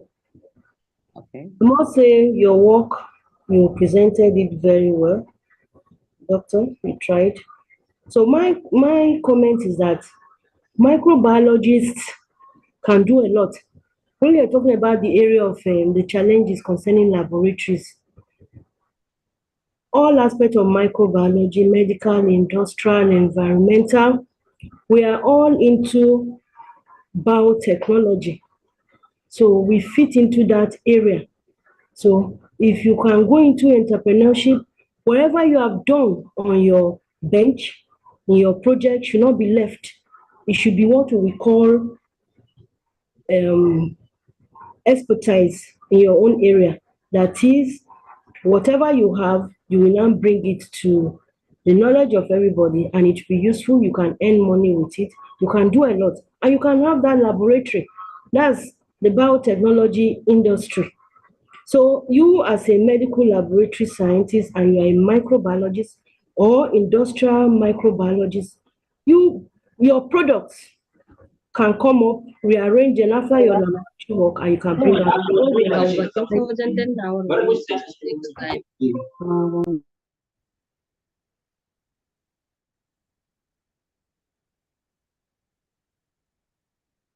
So I've spoken already. I've made my comment. Thank you. Thank you so much. I have a comment to make. Okay. So that's in line with the question that was asked by the first person.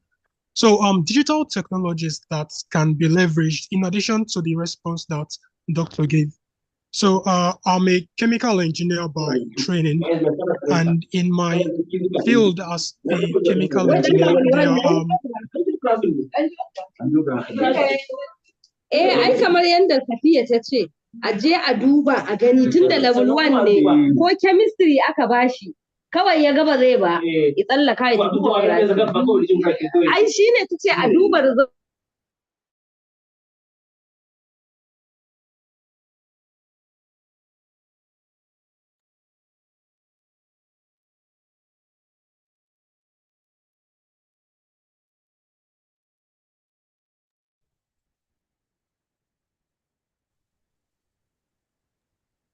Okay, I think there was some noise I could hear. So as I was saying, in my field as a chemical engineer, there are softwares that we use, like Aspen HYSYS, that we use to simulate processes. So even though our institutions don't have the financial enablement to get some very sophisticated equipment, at least with proficiency in these softwares, students and researchers, they can get to practice the things that they do not have access to in real life. So they can see how processes work and get to learn those things. Then I think even for biological systems, there's also a software that we use that's Superbio Designer, where they can model fermentation processes and all of that. So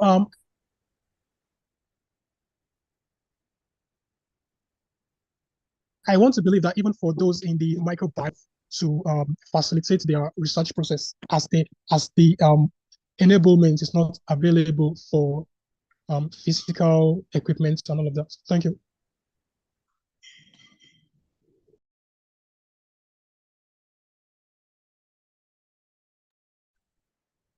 Thank you, Stanley.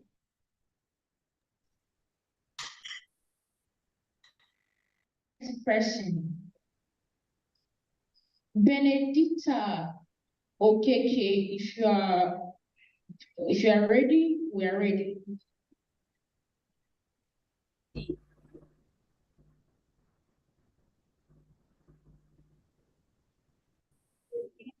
I'm ready. Please, you can start by sharing your slide. You have 5 minutes for presentation and 2 minutes. Please help us by using. Thank you.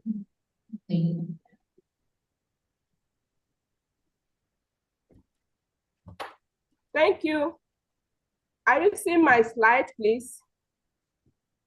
It is very visible, ma'am. Are you seeing my slides? Yes, ma'am, we are. Okay. Good morning, everyone. My name is Benedicta Okeke. I'm presenting a paper titled Prevalence of Rotavirus Gastroenteritis Among Under 5 Children in Nigeria in the Era of COVID-19 Pandemic. I'm from the Department of Medical Laboratory Science, Faculty of Health Sciences and Technology, Nnamdi Azikiwe University, Nnewi Campus, Nnewi, Nigeria. These are my outline for the presentation. A brief background. You know, rotavirus gastroenteritis is a major public health challenge, and is estimated to cause about 215,000 deaths among these under 5-year children. And we had a very serious challenge during the COVID-19 pandemic. Accessing healthcare was a very big challenge due to the lockdown. So we tried to look at these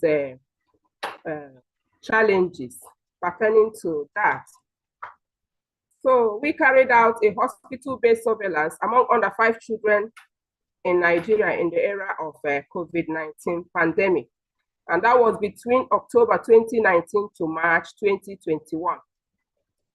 So, and 122 samples were collected from these participants under 5-year children from 4 The slides are not moving. The slides are not moving. Okay. Are they moving now? You are still on slide 1. But it's moving from my end. I'm actually moving. Okay.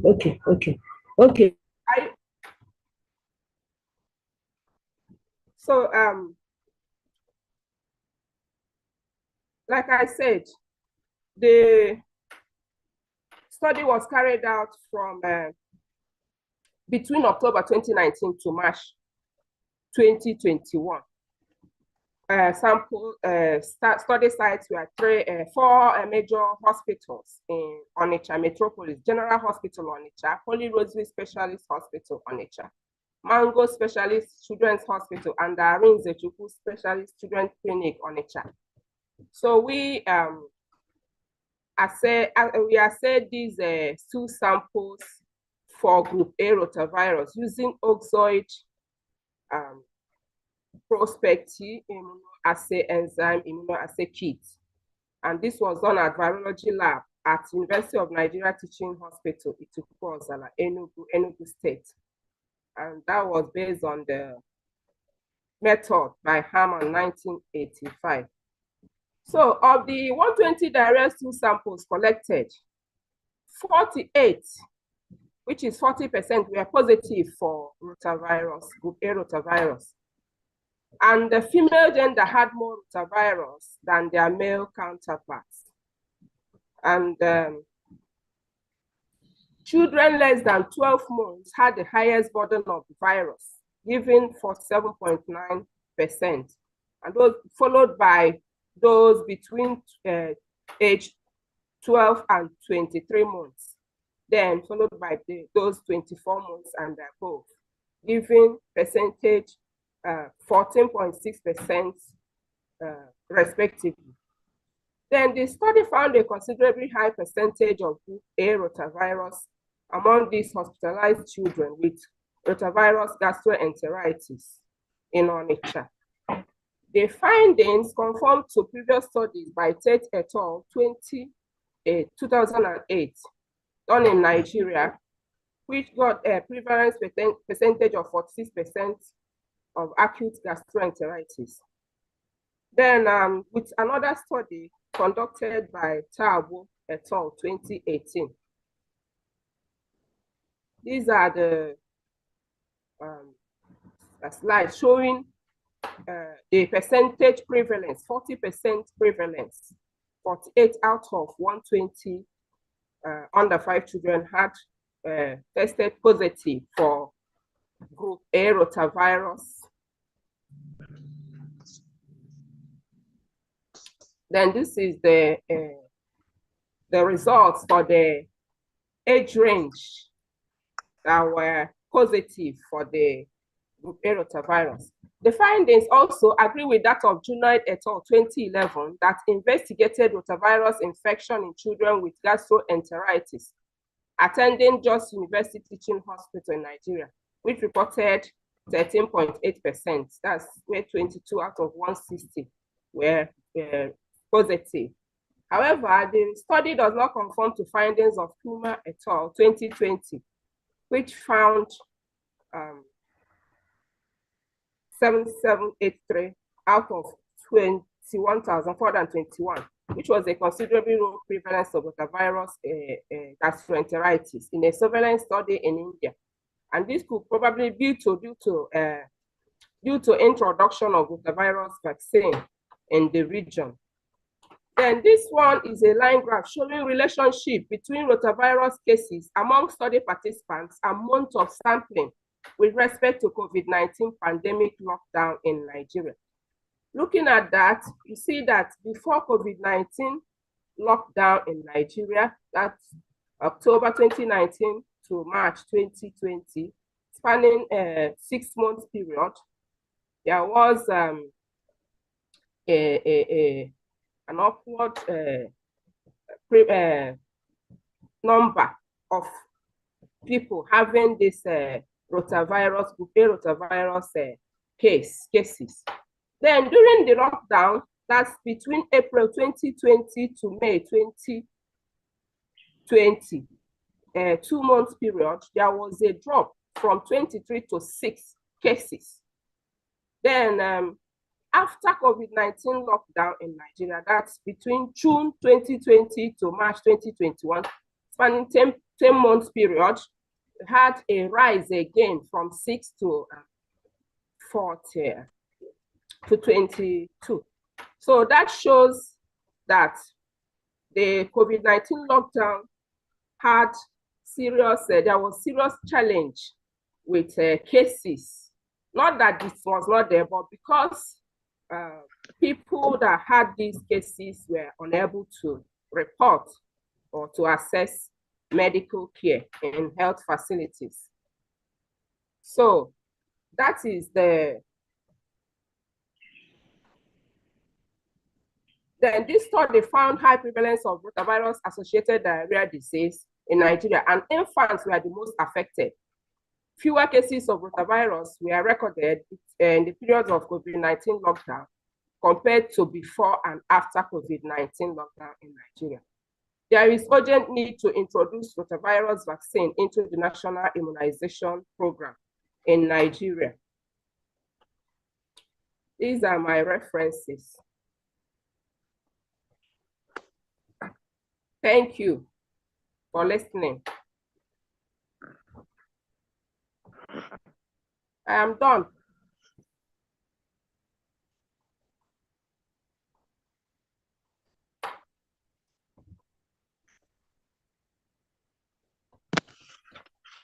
I am done. Thank you.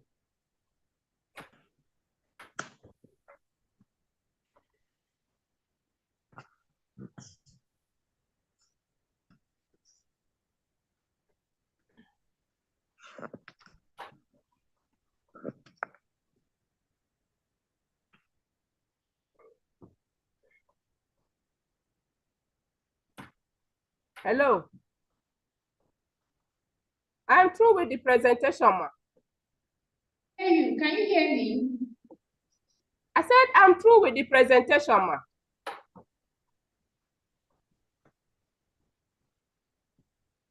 I am through, ma. I have heard you, ma. Thank you very much All for right. your presentation. Thank you very much for your presentation. We are open for questions now. If you have questions, please ask.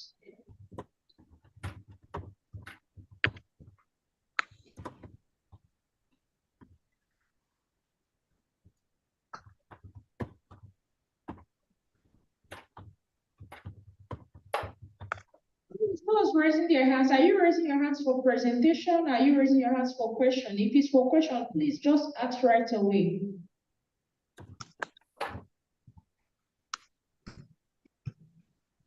I'm raising my hand for presentation. Thank you. Please send in your slides. Without questions, I'm also raising my hand for presentation. Maybe after her. Thank you very much. Please drop your names in the chat, and then we'll just schedule you how you are going to do that. But with this presentation, we have to take a 30 minutes break. After 30 minutes break, but while we break, you can send in your names. So we'll schedule you the way you do the presentations when we come back from the break. We have a 30 minutes break now. Thank you everyone for participating. And we're expecting to see you. We hope to see all of you in 30 minutes.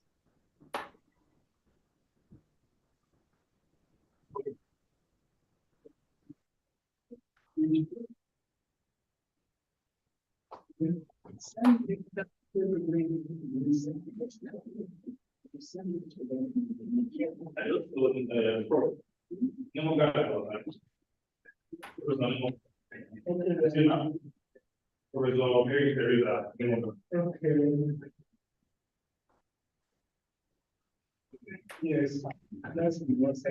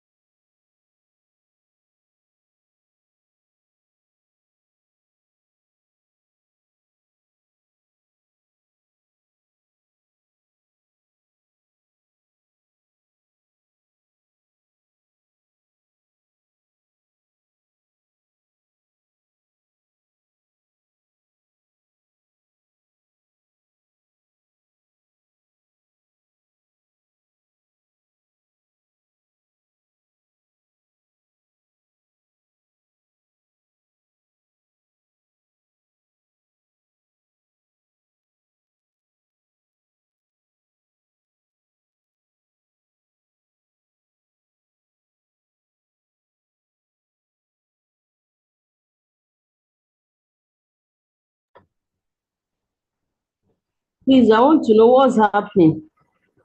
Why have we not started?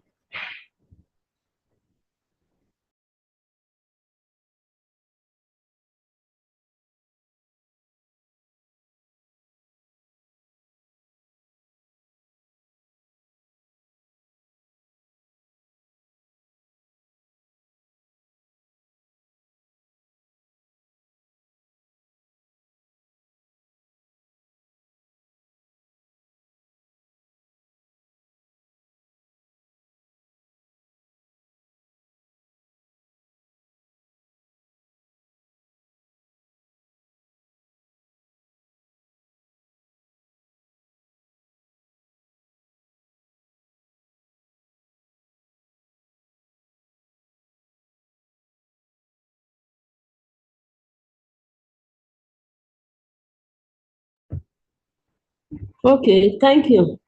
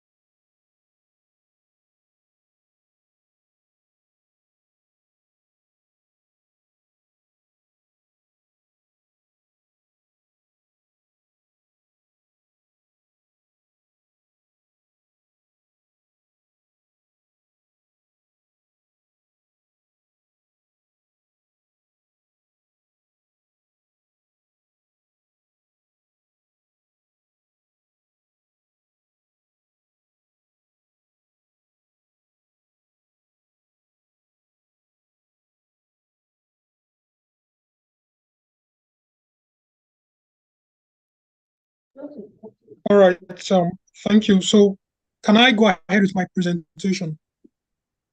Is that Mr. Stanley? Yes, that's correct.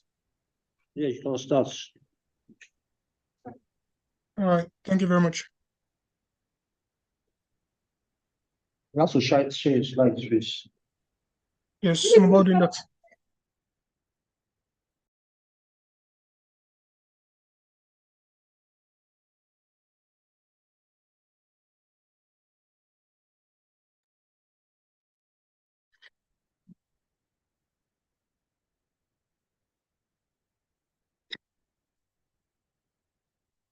All right, please confirm that you can see my screen.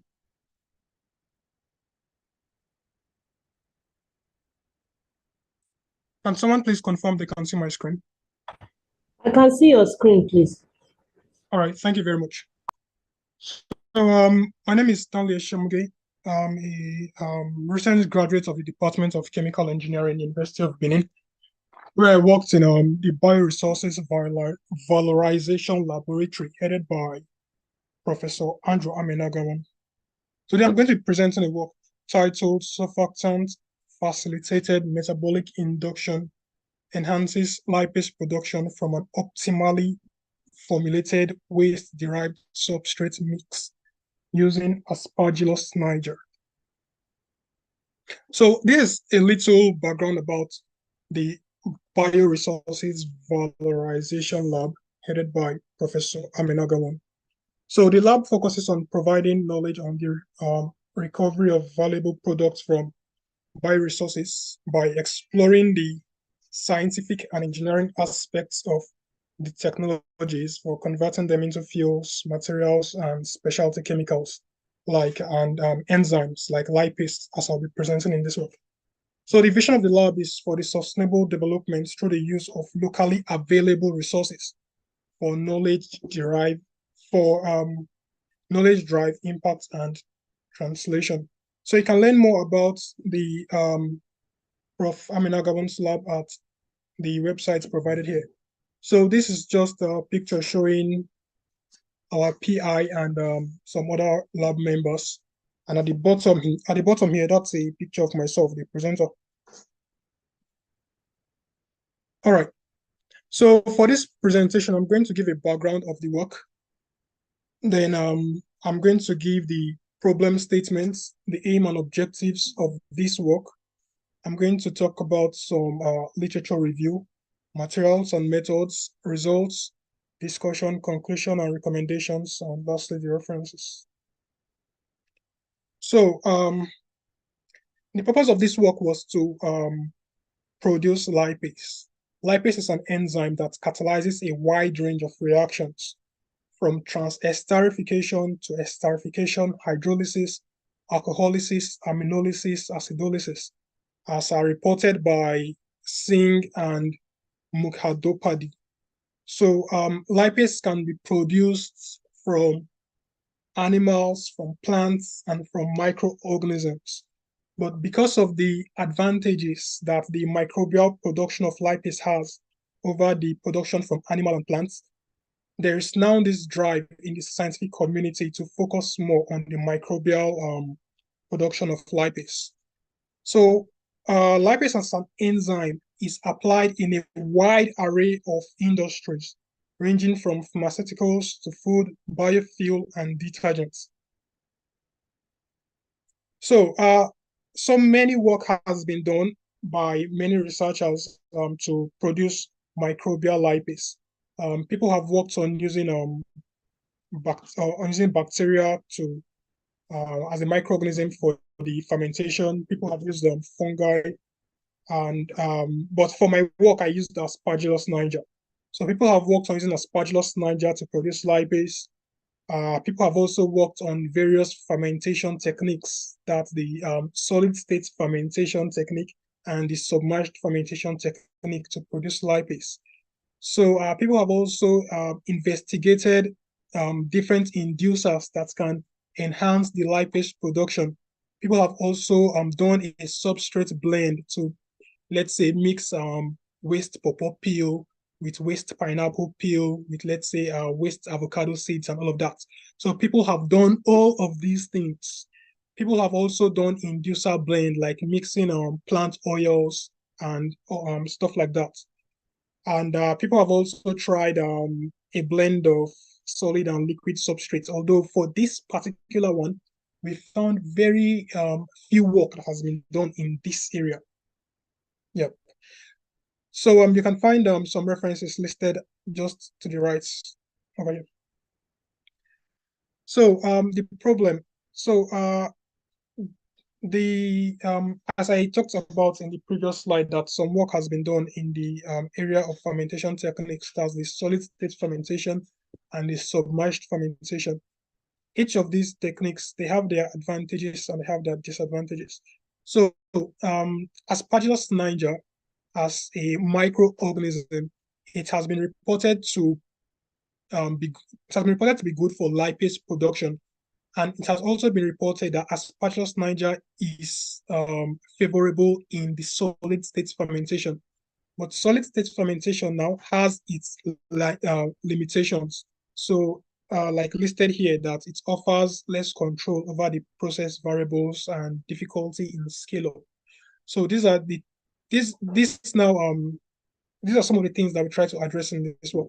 Then also the area of waste management, we explored 3 different substrates in this work for the fermentation. These substrates served as the carbon sources.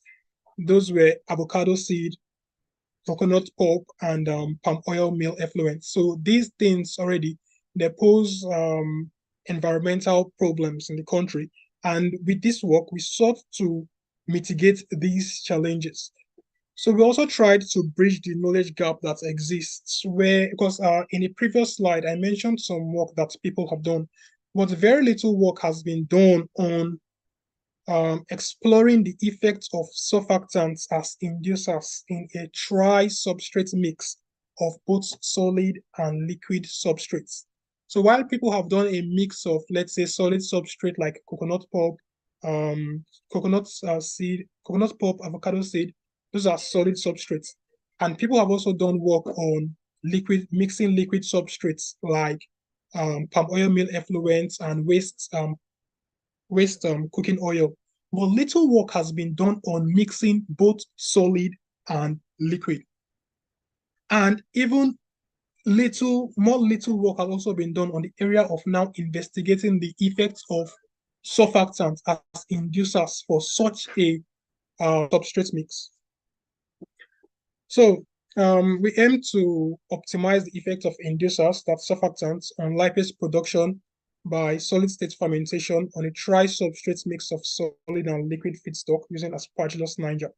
And to do this, the objectives were to select high carbon and nitrogen containing waste, and those were avocado seed, coconut pulp, those are the solid substrates, and palm oil meal effluent, which is the liquid substrate. So we also selected inducers. The inducers we selected to enhance our lipase production were surfactants.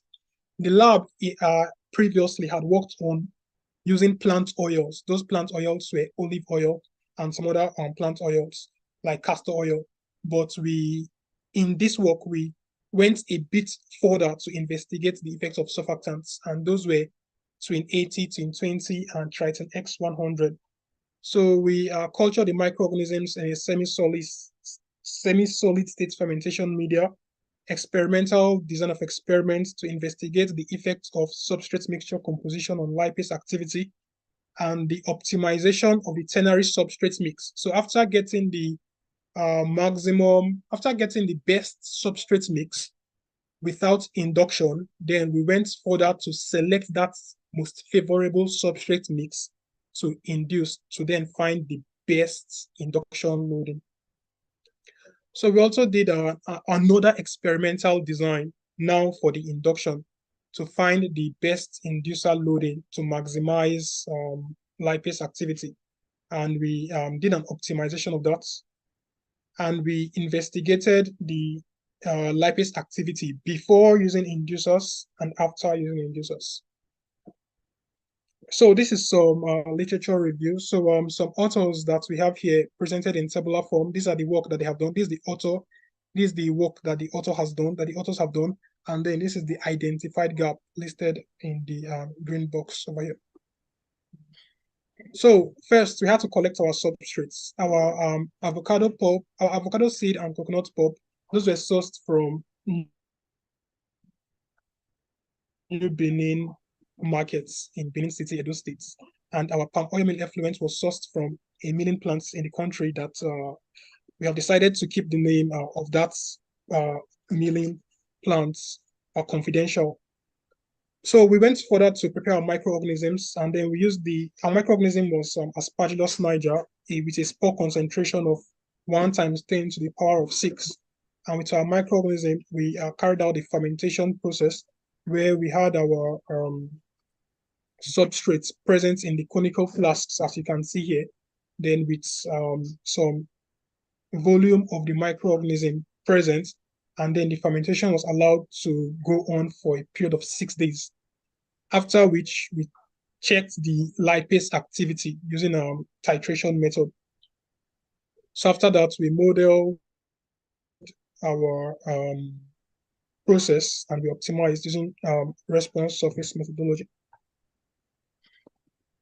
So like I said earlier, the work was split in two. First, we had to find the best way to mix our substrates, and the substrates were avocado seed, coconut pulp, and palm oil meal effluent. That was the first part. So after we had found the best way to mix our substrates, we then went further to find the best concentration of inducers. So the substrate mixing part is presented here. This is the experimental design work with the high levels and the low levels. And this is the polynomial model for this mixture design. That was the first one that we can see here. Then after we had gotten our best substrate mix, we went further to check for the inducer loading. The 3 inducers were between 80, between 20, and Triton X100. And we ranged them between 0 and 2 percentage by weights. So we can see here now the model that we got after using inducers. This is presented here as the second activity. So for the mixture design, where we tried to find how to mix our substrates, we found that this was without induction. Now, this graph by the left-hand side shows that.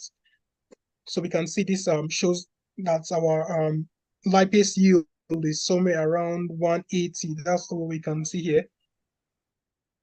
And this one, the box banking design by the right, now shows the 2 factors interacting for lipase yield. So this is now the result of the work. Without inducers present, that's the first step of the work, with avocado seeds of 8.23 grams, coconut pulp of 4.99 grams, palm oil meal effluent of 1.77 grams. We had a lipase activity of 189.124 units per GDS. And then when we use inducers with these loadings as listed here, we had an increased lipase activity of 416.573 units per gram of dry solids. And this is a 120% increase in lipase activity. So conclusion and next steps. So from this work, we can see that a ternary blend of avocado seeds, coconut pulp, and palm oil meal effluent makes a good substrate for fermentation using Aspergillus niger. This can easily translate to, with this now, we can mitigate the pollution caused by waste palm oil meal effluents, avocado seed, and coconut pulp. And we can also see that the use of surfactants, Triton 80, Twin 20, and Triton X100 offers good inductive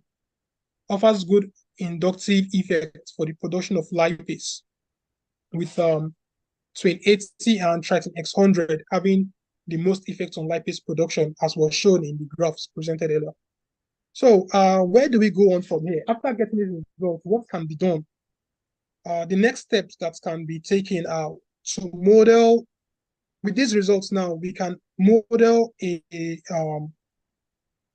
these results now, we can design a fermenter using the polynomial models gotten for the mass production of lipase using the substrates that were used here. And further work can also be done to model this process with more sophisticated techniques like machine learning, that's artificial intelligence, because in this work, we used only linear models for our modeling.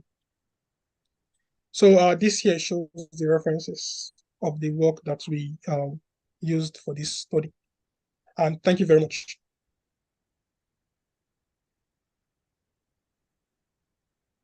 Thank you for that presentation, Mr. Stanley. It was a very insightful one. We'll wait for 2 minutes to see if we have questions. If we don't, we'll proceed.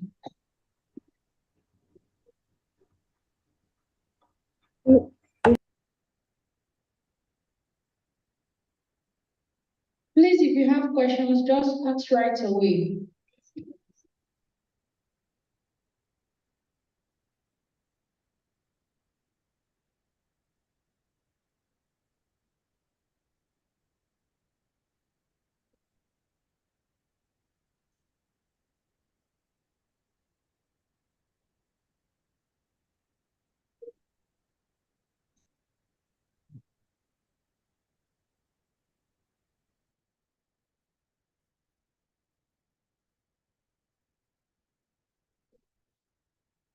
Mr. Stanley, while we're waiting, I would like to ask a simple question. The enzyme you produced, did you characterize it?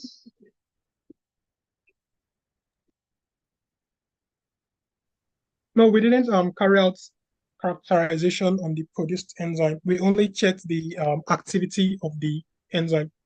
That was where we stopped. Perhaps we would look at characterization in a further study. Thank you very much.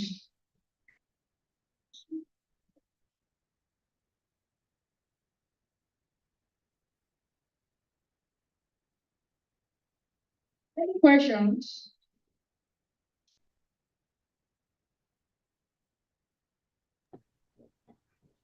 I'm ready for my presentation. Okay, without much to say, Mr. Stanley, thank you very much for that presentation. We'll be heading to the next person. Olariwaju Kayode. Mr. Kayode, if you are on the line, we are waiting for you. Okay, it's Olalere Kayode. Welcome, sir. You have 5 minutes present, 2 minutes for questions. Then we'll move to the next person. Okay, no problem. Let me.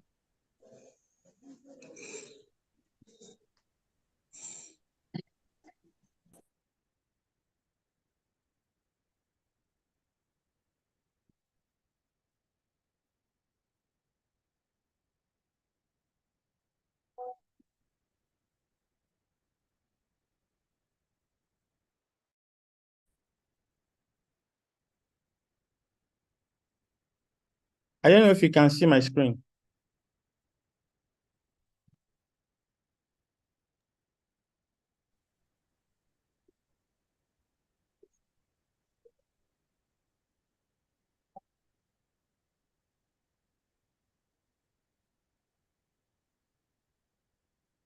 I don't know if you can see my screen.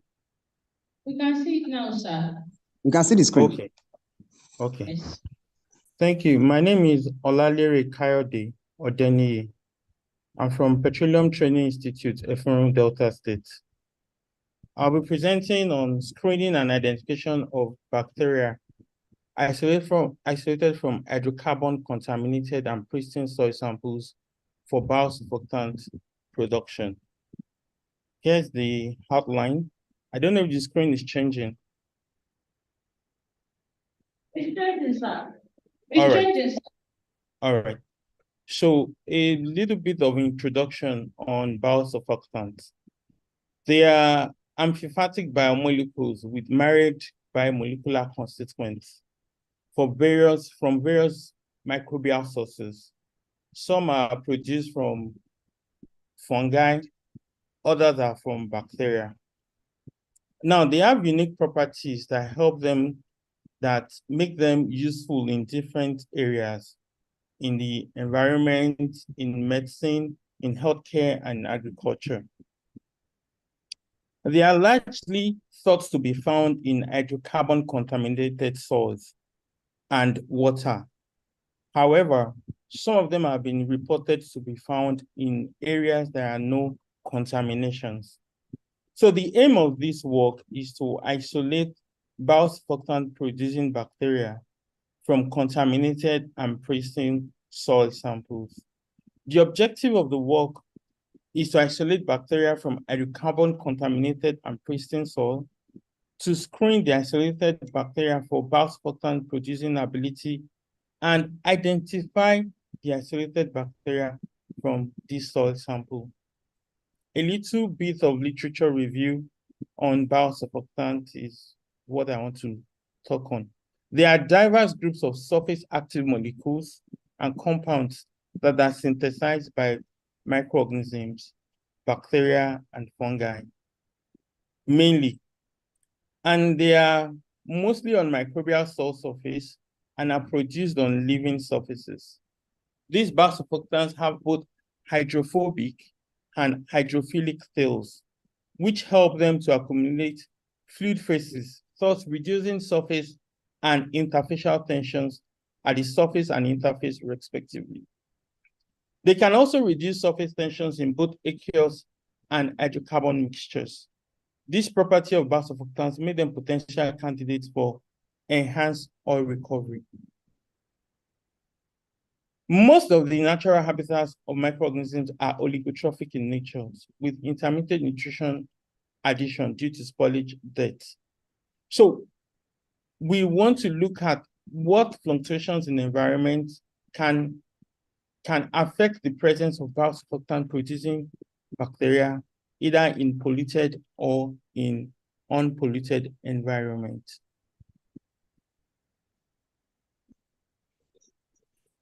So largely, high number of microorganisms have been reported to be producing biosurfactant, but it's been difficult to generalize the biochemical properties and genes involved in their roles of microbial physiology. So our methodology, what we did was collect samples from different sites, both polluted and pristine, and then we preserved the samples, and then we, of course, treated. We isolated bacteria from the samples using MSM. Then we screened the isolated bacteria for biosurfactant producing ability. The test we use for the screening is all displacement, emulsification index, and hemolysis assay. And then we identified the isolate that we had using cellular morphology and growth conditions, using the Burgess Manual of Determinative Bacteriology. So hydrocarbon contaminated soil samples were collected from a mechanic workshop in Ephraim Delta State, while the Princeton soil samples were collected from a farmland inside Petroleum Training Institute. The soil samples were transported and sieved in the microbiology lab, and then MSM was prepared according to Riedel et al. 2017 for the isolation of hydrocarbon utilizing bacteria. For the carbon source of the MSM, sterilized crude oil sample using membrane filter was used as the carbon source. The MSM with the soil sample was incubated for 3 days. Thereafter, the samples were plated on Miller-Hilton agar and incubated for 24 hours. Distinct colonies were selected and stripped out using strict plate method to obtain pure cultures. The pure cultures were placed in slants and then refrigerated for further analysis. The screening for biosurfactant production for the hemolysis assay, pure cultures were stripped on freshly prepared blood agar at incubated at 37 degrees Celsius for 48 hours. Thereafter, the zone of hemolysis were observed. This was according to Carrillo et al. 1986. For the oil displacement, 10 microliters of crude oil samples were added to the surface of 400 40 ml distilled water in a separate dish to form a thin layer. Then 10 microliter of each of the culture was gently placed on the surface, and then the petri dish were observed for clearing zone after 30 seconds. For the emulsification index, this was done according to Bodia et al., where a centrifuge tube, 2 ml of mineral salt was added, transferred aseptically into it, and then a small amount of the acid was added, and this was also mixed with kerosene, and it was properly vortexed and left for 24 hours. Thereafter, the height of emulsion layer that was formed between these mixtures were measured, and the emulsification index was calculated as the height of the emulsion layer and the total height of the column multiplied by 100. This was for E24. So these are some of the results we had. For the contaminated, we had a total of 101 heterotrophic bacteria count, because we had from 3 different sampling sites. For the uncontaminated, we had 107 times 10⁻⁶, cloning forming unit per gram. For the screening, for the hydrocarbon, for the biosurfactant production, for the uncontaminated, all the samples were negative for hemolysis assay. They were all negative for hemolysis assay. Sorry about that. Mr. Kayode, you have 2 minutes. Okay. And then the highest emulsification index we had for the uncontaminated was 23.3%. For the contaminated, we had a large number of them giving us positive hemolysis results, and then the highest emulsification index we had was 37.2%. These are some of the pictures of the results we had. Let me just keep. And then these are some of the organisms we were able to the probable organisms we had. For the uncontaminated, we had Enterococcus, Neisseria, Clostridium, and then for the contaminated, we had Staphylococcus, Micrococcus, Neisseria, Pseudomonas, and Klebsiella. So in the uncontaminated, they had a higher count than the contaminated. However, the organisms we had in the contaminated passed the test for biosurfactant production than the one in the uncontaminated soil sample. In conclusion, though the uncontaminated soil had more heterotrophic count, the contaminated sample had more isolated, which performed better in the screening test for biosurfactant production. Thank you. Thank you very much, sir. We'll wait for questions. If there are no questions, we'll move ahead. If you have questions, please just ask.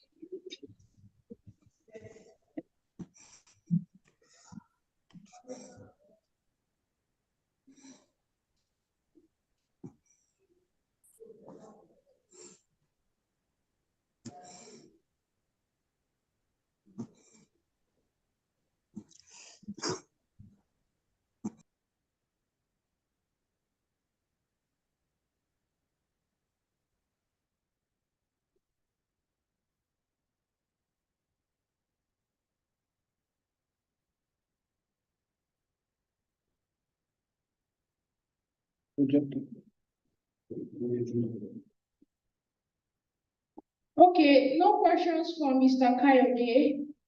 Thank you very much for your presentation. We'll be heading to the next person. There's a question. Okay, please, let the person go ahead.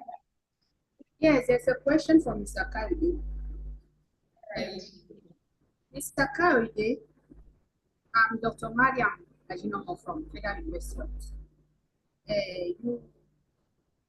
You said, please, let's go to your slide on emulsification index. You said that I didn't hear you. What I'm saying is that let's go to your slide on the emulsification index. You talk about addition of kerosene. What is the role of kerosene in emulsification index? Okay, it's an hydrocarbon, a product of hydrocarbon. We want to see how it can function, how the isolate can emulsify any of these hydrocarbons that we are using. Mr. That was how we added. Put the slide so she That will why you understand. added kerosene. Okay, let me share the slide. Thank you.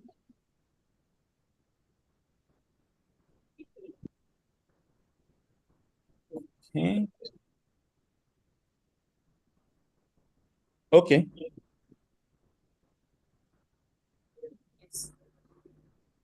Am I onto the page where you asked? Yes, question? you are there. You said then 2 ml of kerosene was added each. Yes. Yes. I'm listening. Okay. The kerosene is an hydrocarbon, it's a product of hydrocarbon. We could have used pure hydrocarbon, or we could have used crude oil as our hydrocarbon in this case. But we wanted to have a clear picture that we can measure and see the difference. If we have hydrocarbon to our tube, they might all go black. So we needed a product of hydrocarbon that is clear, that we can see where there is emulsification and where we have a clear layer. That was how we use kerosene. Okay. Hello? Thank you very much. Okay. Please, I'm ready for my presentation. There's somebody already. She waits. I'm ready for my presentation. I'm ready for my presentation, please. Thank you, Ma. We'll call you when is your time. Okay. Okay. Thank you. Mr. I'm sharing my. Okay, should I share my screen again? No need, sir. Thank you very much. All right.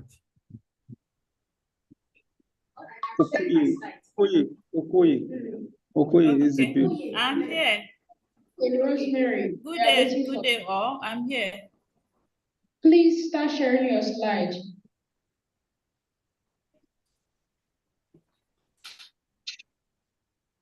Good day, everyone. I'm Okoye Rosemary from Federal University, Guzo. Please, can you see my slide? Yes, Ma, we can see it. Okay. Thank you very much. I'm here to present on analyzing the etiological agents of tinea capitis among elementary school children within Gusau Zamfara State.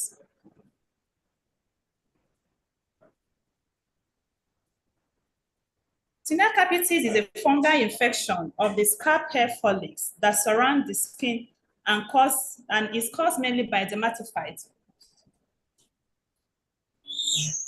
Tinea capitis infection have been described as a modern-day epidemic and is frequently found in pubescent children. Dermatophytes, the genera include the trichophytum, the epidemophytum, the macrosporum, and they are characterized by their ability to invent the superficial layer of the epidermis, particularly in the stratum corneum and the high creatinine concentration containing the appendage, the hair, and the nails of the living host. The most common etiological agents include members of the genera, the Microsporum, the Trichophyton species, and based on the types of the hair infection of the fungus grow completely within the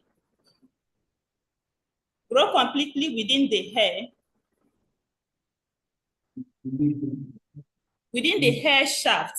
That is, this infection is classified based on the endothorax, the ectothorax, and the flavus. In the endothorax, the The infection occurred within the hair shaft in the hyphen. Let me check. Sorry, are you with me? I'm on introduction. Yes, we are with you, ma'am. Please go ahead. You have 4 minutes. Okay. So basically, these infections occur in the endothorax, the ectothorax, and the flavus. But the statement of problem is that the prevalence of tinea capitis raises significant public health concern, impacting the well-being and educational experience of elementary school children in Kutukrushu village. However, there is lack of comprehensive data on the specific etiological agent responsible for tinea capitis in this population. Identifying the causative agent is essential for developing targeted and effective intervention strategy. Furthermore, understanding the factor contributing to the spread of tinea capitis among elementary school children in this specific geographical area is crucial for implementing preventive measures. So my objectives are to determine the fungi agents causing these tinea capitis among elementary school children within Kutukrushu village, to identify the factors predisposing the elementary school children within this village to tinea capitis using questionnaire, and to identify the antifungal susceptibility patterns of the fungi agents.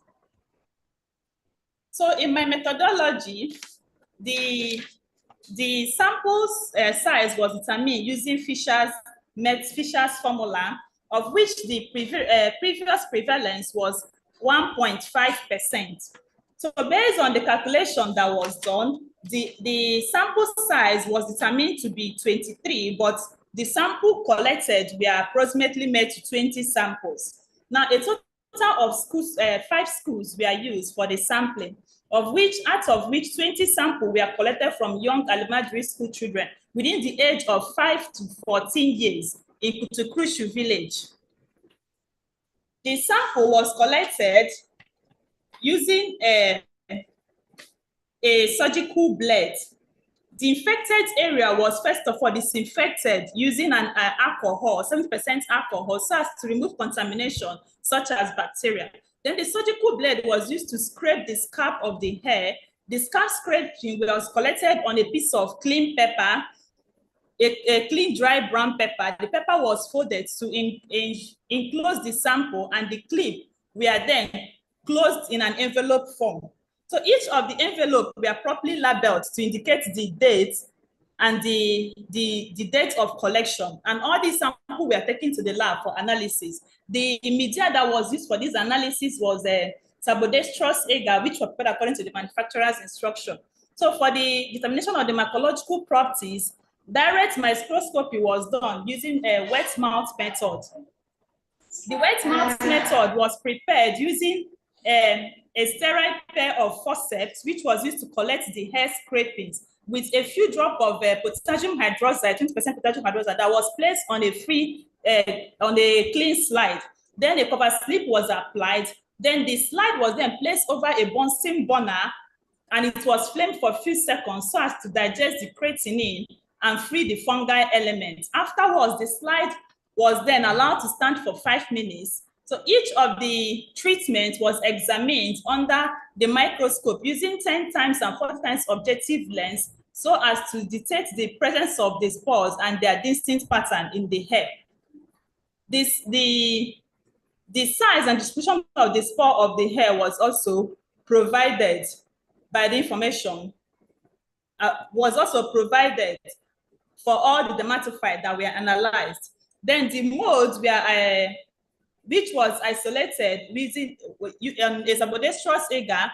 The sabodextrose agar was prepared and chloramphenicol was added to inhibit bacterial growth, and the mold were inoculated onto it. Then it was incubated at 27 degrees for 7 days. Afterwards, the colony that were developed were subcultured and stored. Then the identification was done. The colony morphology was determined. While for the cellular morphology, lateral phenolcotton blue staining was done. This was done by, first of all, a needle was used to collect the mold, which was teased into the into the slide. Then a portion of the lateral phenolphthalein blue was added and the cover slip was placed on it, and it was viewed under the microscope using 10 times and 40 times objective. Then the colonym of the cellular morphology of all the modes were then identified. Then for the antifungal screening, other weather diffusion method was used. The organisms were first of all standardized using McFadden's stability standards. Then the well were boiled on the media. Afterwards, the well were filled with 0.5 ml from the diluted sample then it was then allowed to stand for 1 hour, and for the antifungi to diffuse into the agar. The subodextrous agar for the fungi were incubated at 27 degrees Celsius for 72 hours. At the end of the incubation period, the plates were observed for the evidence of inhibition, which appeared as a zone of which appeared as a clear zone within the plate, after which the diameter were then measured using a meter rule. So for my results, the first table is showing the demographic data and the factors in relation to tinea capitis among Almajiri school children in Kutukrushu village. So based on these results, Ma, please, you have 2 minutes. Okay, based on the results, the 20 Almajiri school children that were analyzed, it was found that this tinea capitis was mainly transferred based on sharing of carb, and a huge number were as a result of using blades to shave their head. So the organisms identified were Microsporum canis, Trichophytum rhomborum, Trichophytum Taurasian, and the frequency of occurrence, Microsporum canis had the highest frequency of occurrence, followed by Trichophytum rhomborum. So for the antifungal sensitivity test, eventually the antifungal drugs used were ketoconazole, fluconazole, and glyphosate, of which the organisms were mainly found to be sensitive. Only few were intermediate, but there was no resistance to the antibiotics used. Then based on my conclusion, the prevalence of tinea capitis among Almajiri school children in Kutukrushu village were high. This was due to as a result of anthropophilic and xenophilic dermatophytes, which were found to be responsible for this tinea capitis. The ketoconazole and fluconazole demonstrated activity against the major dermatophytes that were isolated. So in recommendation, the children's scalp should be monitored frequently so that the infection can be detected early. And barbers should be educated more on proper disinfection of their clippers. And finally, these students should be educated on how to practice proper hygiene within themselves. Thank you. Thank you very much, Mrs. Rose. It was nice to have you. We'll wait for 2 minutes for questions. And then if we don't see any other person for question, we'll proceed.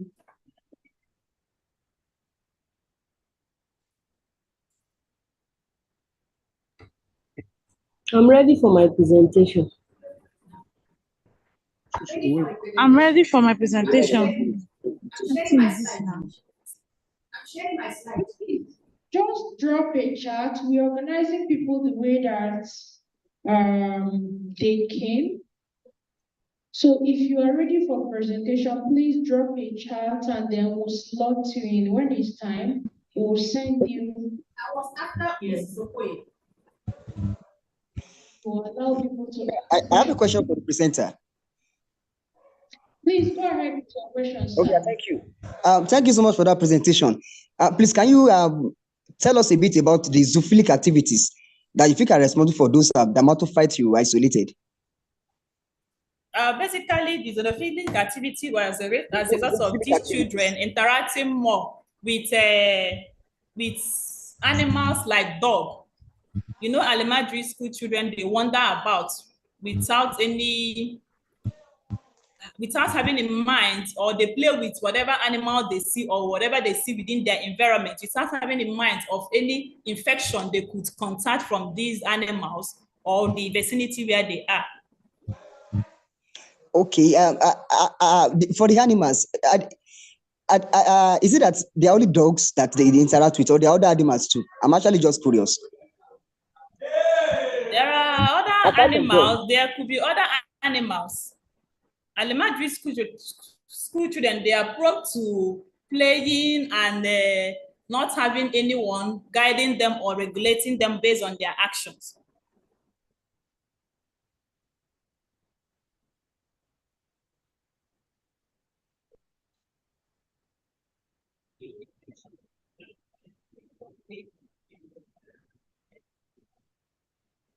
Ms.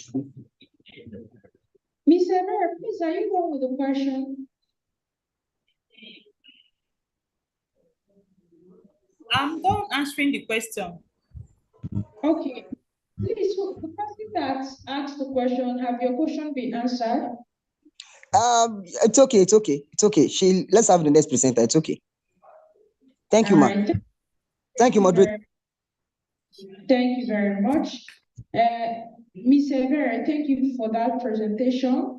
We'll be calling on Mecca Okiri.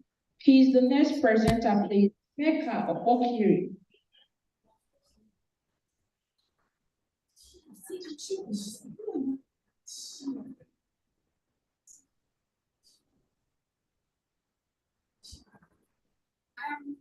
I'm ready. Please go ahead with your presentation. I should start? Yes, start. Okay. I am Yanju Marie Carol from the Department of Microbiology, Federal University of Missouri. I'm here to make my presentation on the topic isolation, characterization, and antibiotic from dry meat as kilichi stored in selected location in the Missouri metropolis. So, Staphylococcus aureus, as we all know, is a gram-positive. Presenter, ma, please, are you Mecca Okiri? There's not this user again that presents. Is it person presents? She's not supposed to be the one to present. If that user, the next presenter we're expecting to hear from is Mecca Okiri. Don't search for him. Type. Please, if you're here, unmute yourself and start sharing your slide. It says even on video self. How to put. Minimize. It has added. Okay. It's already added to page.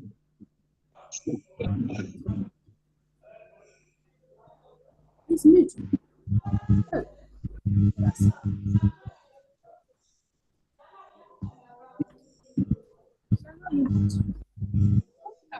If you are not ready, maybe I'm muted. Hello?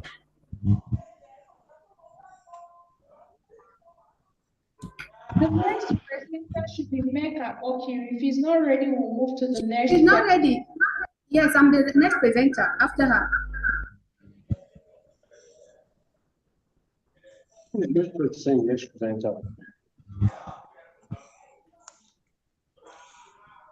Can I come up if she's not ready? Yeah. I'm not. Can I come up? I'm ready. Drop your topics and your names, or just your names in the chat. We are arranging it so it doesn't become rowdy. Just drop your names on the chat, and if you are next, I will call you up. My name is on the chat. My name is on the chat. What is your name? My name is on the chat. My name is Opoke.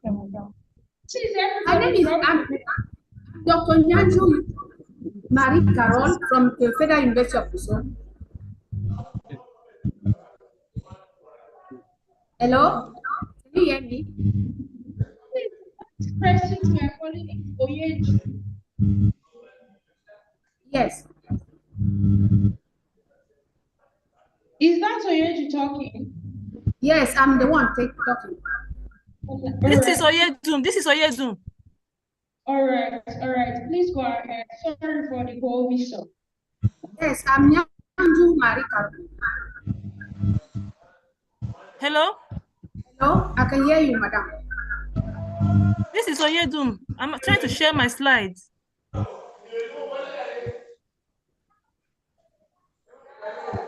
Can you see my slide?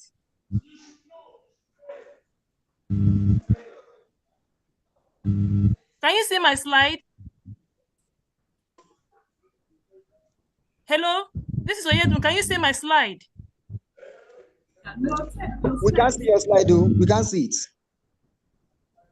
Okay, it's coming. Hello, this is Oyedum. Can you see my slide? We can see your slide. Okay. Can I continue?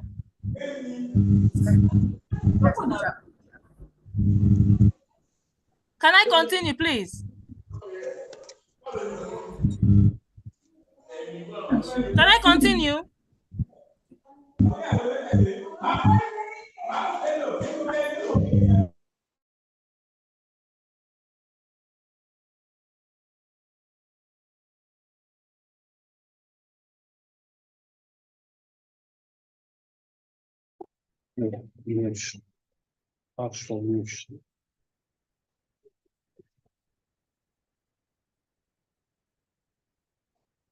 Dr. Oyeju, you can continue, ma'am.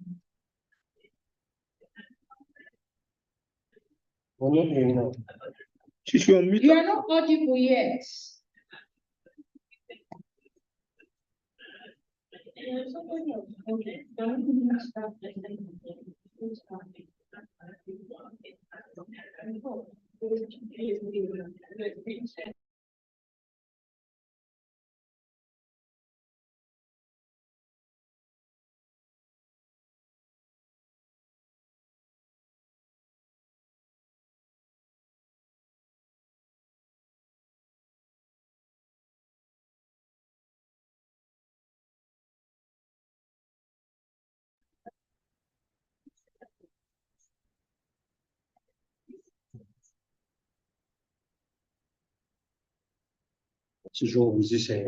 This Emeka guy.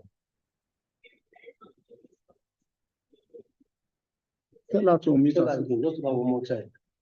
Dr. Oyeju, please unmute yourself and start your presentation.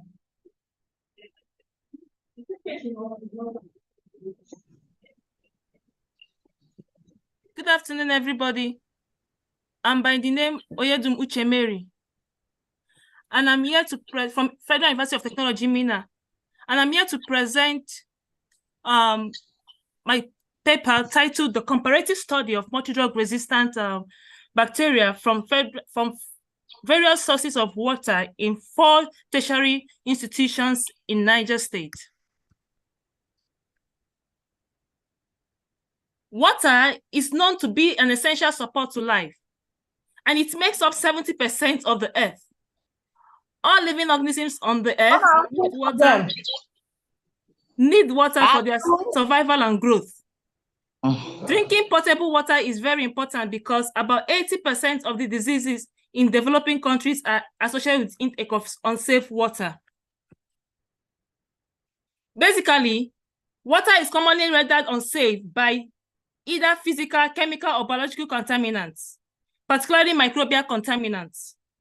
Microbial contamination, particularly the bacterial contamination of water, is commonly observed in most developing countries like Nigeria. However, most bacterial contaminants associated with various water bodies are mostly resistant bacteria. Such resistant bacteria are often regarded as multidrug-resistant bacteria. Basically, the consumption of water containing multidrug-resistant bacteria leads to the outbreak of various waterborne diseases. Hence, there is a need to assess the quality of most water at regular intervals to ensure that such water used by the public are potable and free from microorganisms, especially multi-drug resistant organisms.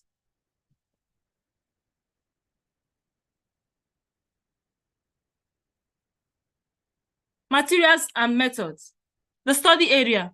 The study area was 4 institutions in Nigeria, particularly Niger State, namely the College of Education, Niger State, the State Polytechnic, Bida, Ibrahim Badamasi Babangida University, and Federal University of Technology, Mina.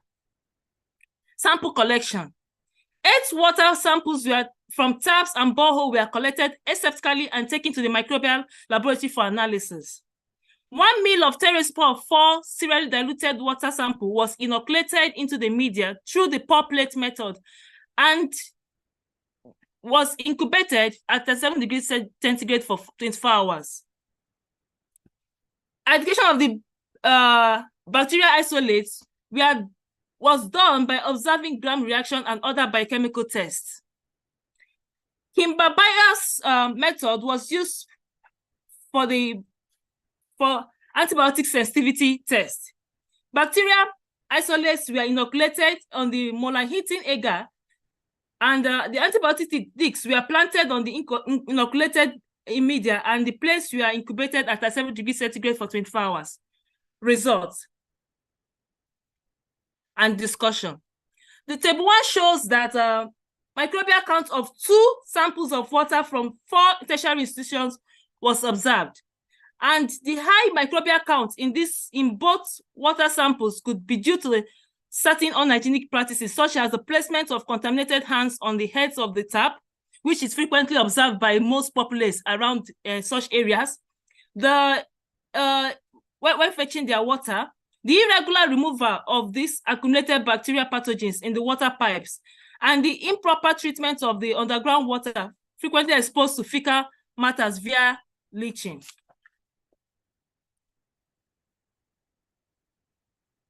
Table 2 shows the frequency of occurrence of bacterial isolates, and the high frequency of occurrence of E. coli and Pseudomonas in the study indicates that the water samples were recently contaminated with fecal contaminants from either animal or human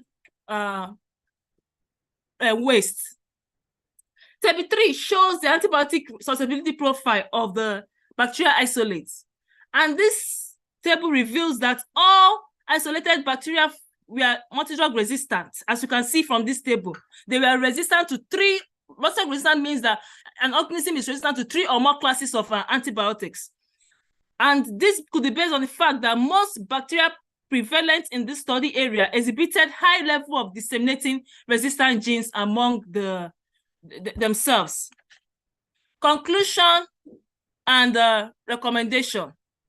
This study revealed that all the water samples analyzed were contaminated with various bacteria such as Escherichia coli, Pseudomonas aeruginosa, Shigella species, and Salmonella species.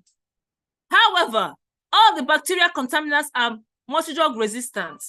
Thus, there is an eminent need for government and the food and water monitoring agencies to practice continuous surveillance on water supply to the tertiary institution, in order to ensure the consumption of bacteria contaminants, especially multi-drug resistance, are curtailed and controlled. Thank you.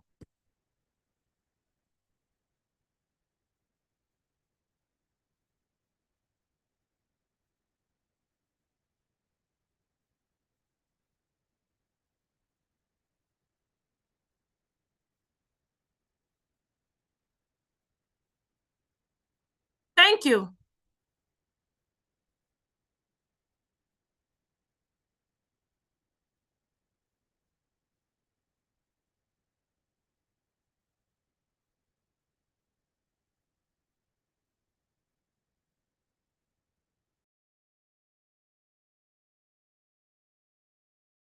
Let her know. So she can answer the question while we move ahead to the next person.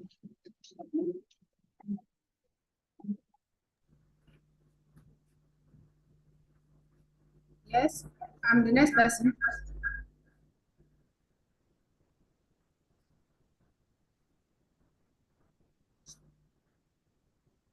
Hello? If there are no questions for Dr. Yegu, we are calling on Oki Rebecca as the next person to start presentation.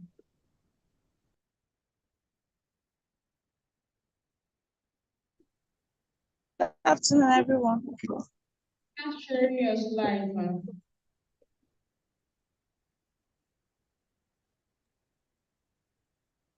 Good afternoon, everyone.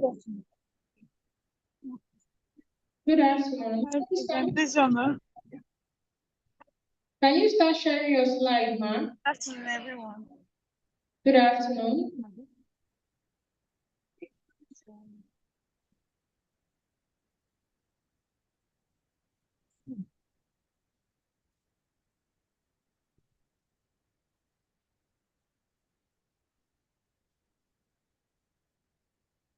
Lady don't know what to do.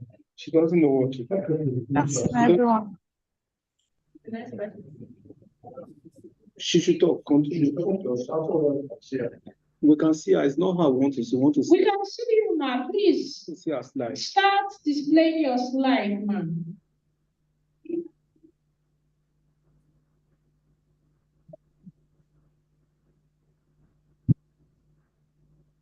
Paris, Professor Mary Teresa.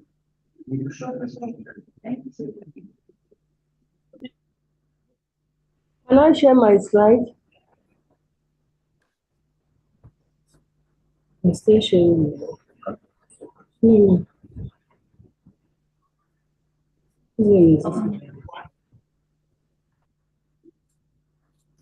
afternoon, everybody. Yes, sir. Good afternoon, everybody.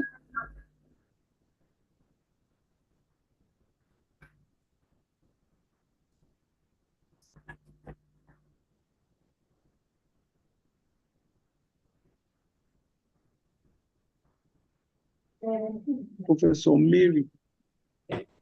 Good afternoon. I'll put my slide.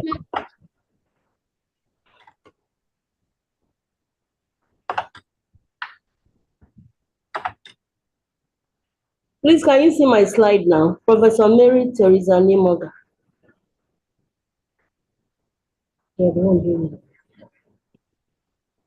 Yes, we can see her slide. Okay, good afternoon, everyone. Good afternoon, ma'am. So, thank you. I'm presenting now. I've been waiting. Thank you so much. Actually, I won't go through much of it because my slides are many. I'll go straight to my, I'll talk about my introduction briefly, then go straight to my methodology. We're looking at the phenotypes of Corynebacteria and the associated bacterial pathogens of the upper respiratory tract infection in children. So most of the time, the Corynebacteria is looked at as a contaminant. So it's not picked up in the laboratory. They use blood culture, use McConkey, and they use normal blood agar to isolate. And so this organism does not come up.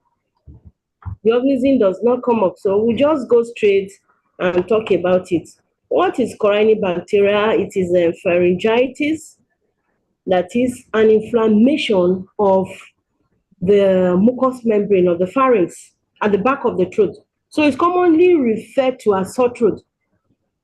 From time to time, we get it, and then we call it it's viral most time. Then it's also bacteria. But with the current problem we are having now, we will just go ahead and see that these bacteria should be isolated and worked on. Otherwise, what we are going to have will be like that of, it won't be COVID anyway. It will be more of endemicity.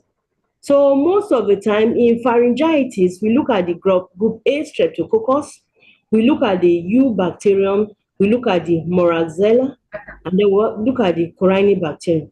So this is what we normally isolate. See what it looks like. Look at what it looks like. So pharyngitis is one of the symptoms of the upper respiratory tract infection. Bacterial pharyngitis could present with similar symptoms as tender, swollen neck, tired, fatigue, headache, cough. Sometimes it's like this. Sometimes it's like this. So we have Neisseria too, we have anaerobes, we have all sorts. So other etiologies include chlamydia, pneumonia, mycoplasma, hemophilus, candida, and a host of others that are there.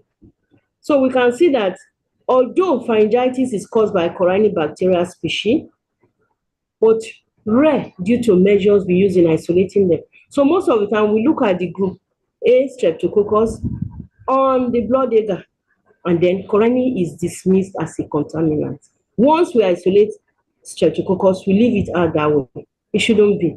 So pharyngitis in Corynebacteria diphtheria infection is referred to as diphtheria. Diphtheria is one of the essential reasons for pharyngitis in non-immunized and immunocompetent or immunocompromised individuals. And it is found in both developing and developed countries.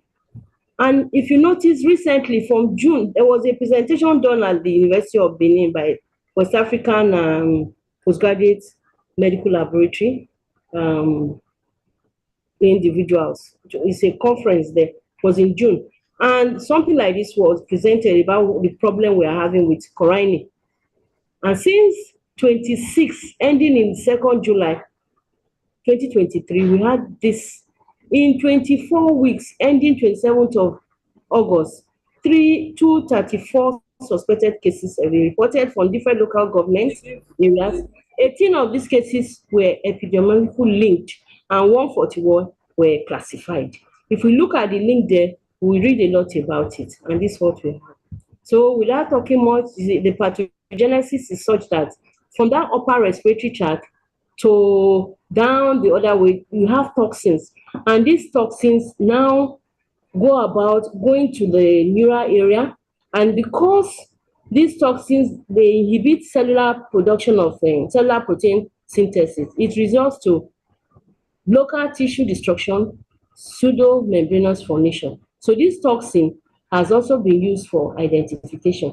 If we look at some of these literature review, we see that most of the time it is distributed through this toxin into the body system.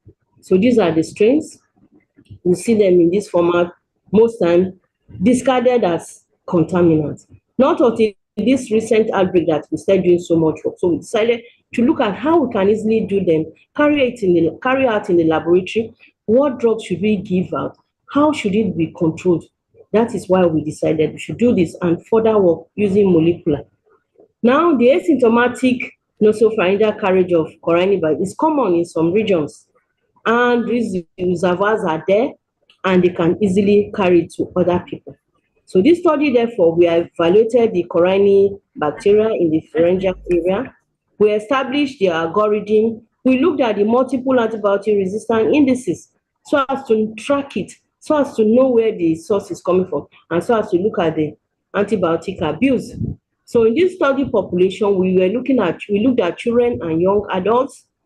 We did what we call convenience sampling because we couldn't really get them at a position. So as they came to the hospital, we took their samples. The ethical approval was taken. Culture was done on telluride blood agar. This is so important. Telluride blood agar is so important because most times we just use our normal blood agar. And then apart from that, if you want to check the various form of Corynea, you will see that we almost have the same biochemical reaction. So we depend most of the time on this ELIC test, which is meant for toxin production. So in the antibiotic susceptibility testing, we use the Kirby-Bowen method by placing the antibiotic disc on molar-hinting agar, which most of us are conversant with.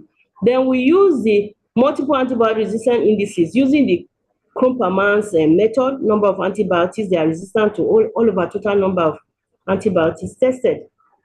Now, if you look at it, the antibiotic, this was what we did. Look at it in the table. Look at the purpose of doing it, then the distribution. Resistant phenotypes, we use it to check description of the clusters. What were the clusters? And the above 3 clusters were found, and these clusters were distributed.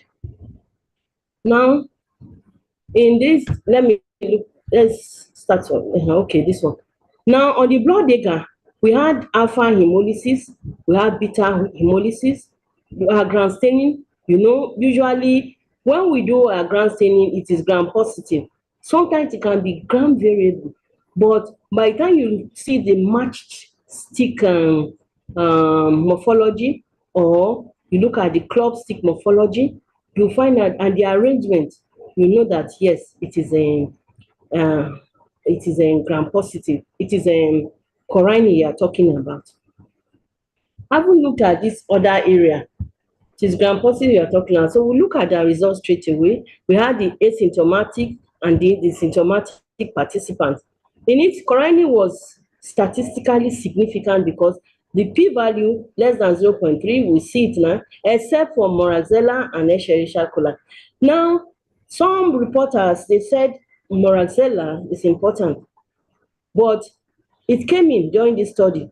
We saw Moraxella, we saw Escherichia coli, but statistically, they were not really significant for pharyngitis. So irrespective of the symptoms, pharyngitis was there. So both hemolysis and non-hemolysis were observed in the organism. There was co-infection, hemolysis with virulent strains like Staph aureus and Strep pyogenes. This indicated that Corine and other organisms will further complicate the patient's problem.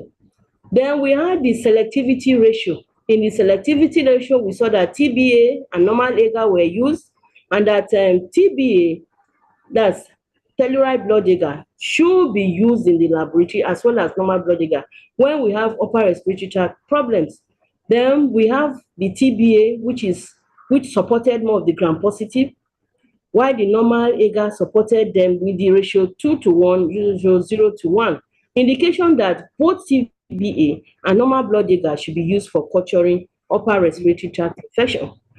Using antimicrobial susceptibility, we show that these are the antibiotics, ciprofloxacin, gentamicin, rifampicin, amoxicillin, express 60 to 80%, an indication that they can guide the doctors as to know which treatment to be given, whether the first regimen, second regimen, they should look at it and know which one they should use to treat these patients.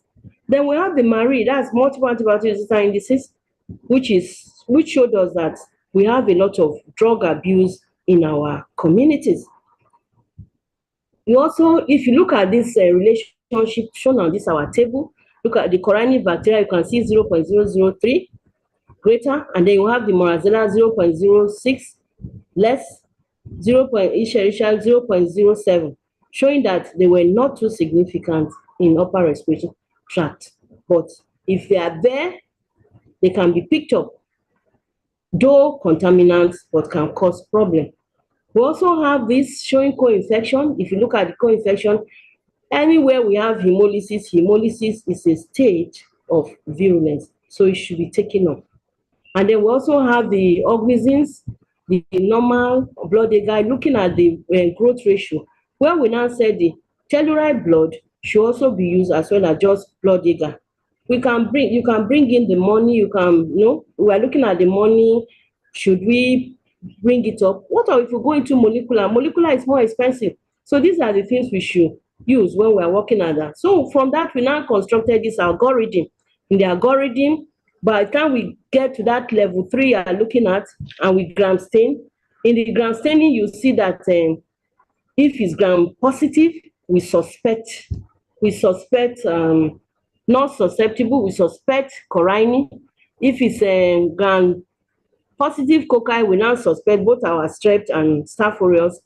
On the Bacillus gram negative, we are not looking at coliforms. Then you go down the lane, step 4, step 5, we now get to the antibiotic susceptibility, where we can deduct our MARI, that's indexing. From that, we can move to the molecular. If you use resistant clusters, which we are talking about, in the clusters, we can use it to track where these organisms are coming from. Then we go molecular, we use the PCR, we now look at the routine. From that, we get the routine source of spread, and this problem we're having now, we will be able to curtail them. So Corine occurs in upper respiratory tract infection, and shows hemolysis, which is a marked form of virulence. We have co-infection, we have the strep, the staph, all which further complicated the issues at that time, and it's still there today. We have the antibiotics, which we can also use. We also have, you can see that there's a drug abuse in our area. These are, okay, thank you. So I'm done with this, my presentation. Thank you very much, ma'am. If you have questions, please drop your questions.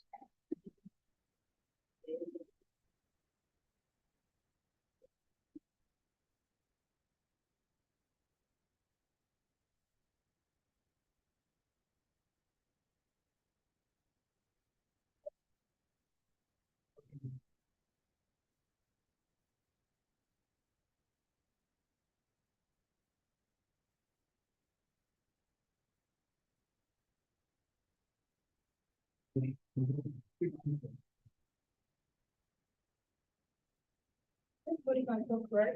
You can. Please, we have less than 1 minute for questions. If you have questions, please bring it in.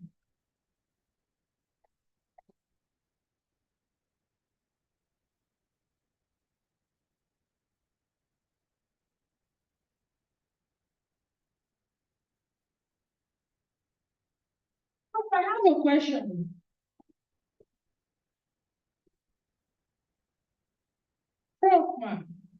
Yes, please. I can hear you, please. Is this disease limited to just children, or it still affects adults as well? Everybody, adults, children, all of them. But we looked at, because of how children, we talk about their low immunity, not quite. Then young adults that we all move around, you see them going from place to place, interaction and all this. That was why we looked at this group. But currently, the next one we're looking at, we look at the whole population. Because the people coming to the clinic with this current outbreak, just everybody. Remember that it's a normal flora, and any opportunity to come up. But because we are not looking out for it, we just do a blood dagger and culture in the lab. You say it's strep, the staph. No. By the time we use the ELEC method, we use the telluride blood dagger, you can see that a lot of them are coming up with this. Sometimes you see catarrh, you see throat, you see, you mean the throat itching and all this, and you be thinking it's just ordinary, maybe virus. No, sometimes it's this various part which you have to look into and work on, especially the molecular aspect. Thank you. Thank you very much, Prof. We'll be heading to the next person for the presentation.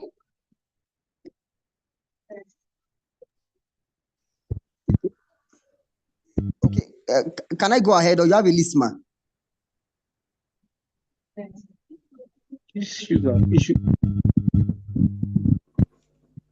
Can I have go ahead, or you have a list?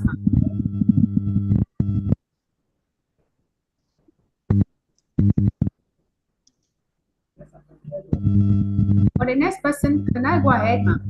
Or you have a list?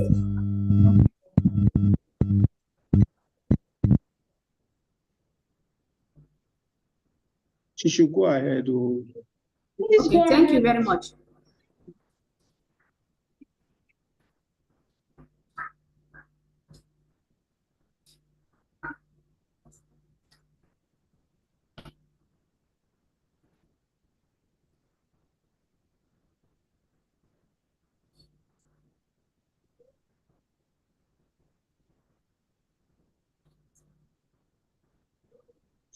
Good afternoon, everyone. Good I'm afternoon. sharing my slide now. Please, what's your name so we can get your name? I am Nyanju Yomi Marie Carol from Federal University of Busoso. And I'm here to make my presentation on isolation, characterization, and antibiogram of Staphylococcus aureus from dry meat, that is kilishi, from sold in selected location in Buso metropolis. Please, can you tell us your name again so we can document? You didn't enter the Zoom with your name. Dr. Nyanju Yomi Marie Carol All right, it is written on the slide there, from Federal University of Buso, Zamfara State. All right. Doc, you can go ahead. You have 5 minutes for presentation. And yes, good afternoon, everyone. Yes, in introduction, we all know that Staphylococcus aureus is a gram-positive bacterium known for its significant implication in food safety, particularly in meat. And dry meat, such as beef, has gained popularity as convenient, high-protein snacks. However, the presence of Staphylococcus aureus in dry meat poses a substantial public health concern due to its potential to produce heat-labile toxins, leading to foodborne illness.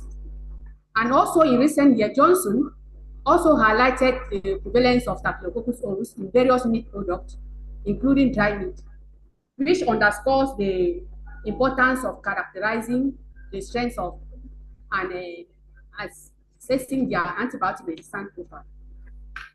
So the emergence of antibiotic resistant strain of Staphylococcus aureus is a growing concern. We all know, as it could compromise effectiveness of treatment because of foodborne illnesses. Therefore, there's need to investigate the antibiotic susceptibility pattern of Staphylococcus aureus. What is the problem? Staphylococcus aureus is a non-foodborne pathogen, and it may infiltrate dry meat, which in this case, kelechi, which is a popular dry meat product. So when that is done, it will live in the meat. It will make the meat to be exposed. When you expose the meat, it allows contamination, which raises foodborne safety concern. So the emergency of antibiotic resistant strains of Staphylococcus aureus in the dry meat compound this issue, posing potential treatment challenges. So understanding the extent of contamination now and antibiotic resistance is essential for ensuring consumer health. So for the justification of the study, we all know that Staphylococcus aureus in kelechi, the presence of Staphylococcus in kelechi is crucial due to what? Kelechi is a wide spray consumption. It has a widespread consumption. It is consumed both by the poor and the rich, mostly in this part of the north. And the treatment of antibiotic resistant to bacteria necessitate constant monitoring. So the study will now guide us for safety measures and public health policies. So the aim of the study was to isolate, characterize Staphylococcus aureus from kelechi and perform the antibiogram analysis to evaluate their susceptibility to commonly used antibiotics. The objectives are to isolate, characterize, and identify the organism in kelechi and to determine the antibiogram using the Kebel method to commonly use antibiotics. For the methodology, we have the isolation and characterization. For the sample preparation, samples, 1 gram of each of kelechi sample meat was weighed, milled, sterilized, and using sterilized blender, and soaked in 1 and 9 ml sterile seawater, and left to homogenize for 1 minute. Serial dilution were made. Aliquots of 0.1 ml of each dilute was dilution was transferred into mannitol salt agar plates, which already prepared mannitol salt agar plate, and then sprayed uniformly using a bent glass rod. The plates were incubated at 37 degrees Celsius for 24 hours. And after that, they were incubated in a colony of Staphylococcus aureus, which appear yellow on the mannitol salt agar, were picked and subculture on the stem moline mannitol salt agar to have pure colonies. Then the biochemical tests were made, mostly the catalase, coagulase, and DNA tests were employed. That is for the biochemical test. For the antibiotic susceptibility testing, the antibiotics such as gentamicin, penicillin, ciprofloxacin, vancomycin, clindamycin, ciprofloxacin, and tetracycline and linezolid were chosen for the antibiotic susceptibility. And Glyintin agar was used, and for the standardization of the inoculum, 0.5 malvalent standard was used to standardize the inoculum, and the antibiotic discs were placed on the plates and incubated for 18 to 24 hours at 37 degrees Celsius. For the interpretation of results were interpreted based on the CLSI 2017. All immediate and susceptible were considered susceptible. All intermediate and susceptible were considered as susceptible. For the results, I will be doing at the same time. The result, I will be discussing my results at the same time. So we have the morphological and biochemical characterization of the isolates. We have the gram staining. All Staphylococcus aureus, they are all gram-positive. For the morphology, they are all tocci, and but they are catalyzed positive, and and so on. So for the result, we can see that we had a prevalence of 48% in all the locations. Lalan has a high prevalence of. Nasarawa has a high prevalence of 16%, and the overall prevalence of Staphylococcus aureus in Kilishi was 48%. So this is actually worrisome because Kilishi, the 48% prevalence of Kilishi in dry meat is actually worrisome because Kilishi is a traditional Nigerian dry meat product widely consumed in Nigeria by both the rich and the poor. So Olate also highlighted the presence of Staphylococcus aureus Kilishi.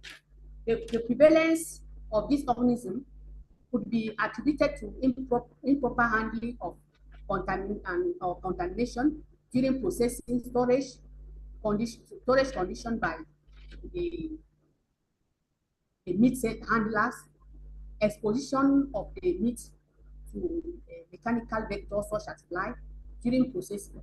So when we actually, that location, the Nasarawa location, when we actually went there for the collection of samples, we saw that the people that were actually handling the Kilishi there, they were not actually, the place was not actually hygienic.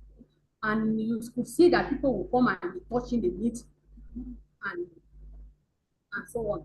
So that's the reason why it's not surprising that that area has the highest prevalence. And for the antibiotic susceptibility, high susceptibility was obtained from gentamicin, which was I'm sorry, I did not on my table. There's no percentage, but I calculated it because when I did the antibiotic susceptibility profile, I have to. So for the antibiotic susceptibility, high susceptibility was obtained to gentamicin, clindamycin, ciprofloxacin. Gentamicin was 91.7%, clindamycin 75%, ciprofloxacin 65%, and linezolid 83%. These antibiotics this could be said that these antibiotics serve as a good therapeutic agent in the treatment of these foodborne illness. They are still effective because they have high susceptibility. The isolates were resistant to penicillin, rifampicin, and tetracycline. This is in line with the report of Jones et al., who reported resistance to penicillin and ciprofloxacin. The highest resistance to penicillin and tetracycline is not surprising because this in developing country like in Nigeria, these antibiotics, they are commonly used for the treatment when somebody comes up with gastroenteritis. They will see the person will quickly go to the shop, nearby shop, and buy the tetracycline. So they are used in the treatment of human and also animal. Tetracycline and the high resistance of tetracycline is actually worrisome because tetracycline is the first line drugs in Nigeria. People with gastroenteritis diseases normally purchase it over the counter for safe medication. And tetracycline is also inexpensive and affordable. So the inexpensive drugs in developing countries are widely available. They are widely available across the counter without prescription from authorized health institutions and pharmacies. So we could see from the antibiotic resistant profile that more than that Mari index, multiple antibiotic resistant index is actually the measure of the extent of the isolate resistant to antibiotic agent within the group of antibiotic study. So according to Mishra, in 2013, Mari index of more than please, can you above, hello? Yes, Doc, please, can you conclude? You are past the time. The time, okay. So what I was saying, the resistance of the isolate to commonly used antibiotic was obtained in this study. But in conclusion, we can say that the study revealed a significant prevalence of 48% of Staphylococcus aureus. This reaffirmed the need for vigilant monitoring and control measures. The antibiogram analysis indicate varying levels of antibiotic resistance to penicillin, rifampicin, and tetracycline among Staphylococcus aureus acidophilus. So the emergence of antibiotic resistance strain underscore the importance of prudent antibiotic use in both clinical and agricultural settings to mitigate the risk of antibiotic resistance. So in the recommendation, we recommend safety measures to ensure high quality milk snacks for consumers, and also pre-lecture vendors should be educated on and exposed to good manufacturing practice of microbiological standards, and further research and collaboration are necessary to develop improper strategy for food safety and to monitor the evaluation of antibiotics in this packaging. Thank you for listening. Thank you very much. Thank you. Thank you, ma'am. Please, we have just 1 minute for questions. If you have questions for Dr. Yomi, please let her know.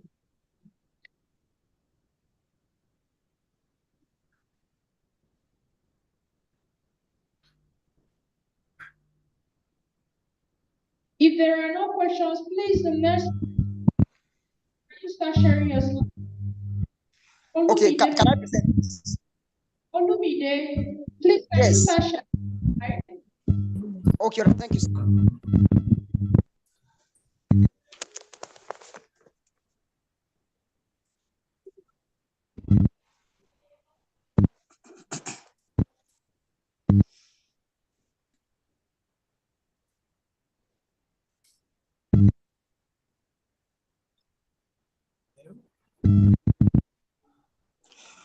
Okay.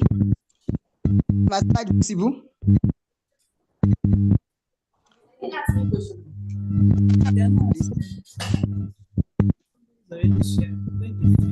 Somebody's already sharing this. Okay, that gives I've shared my slide. Are the slide visible, please?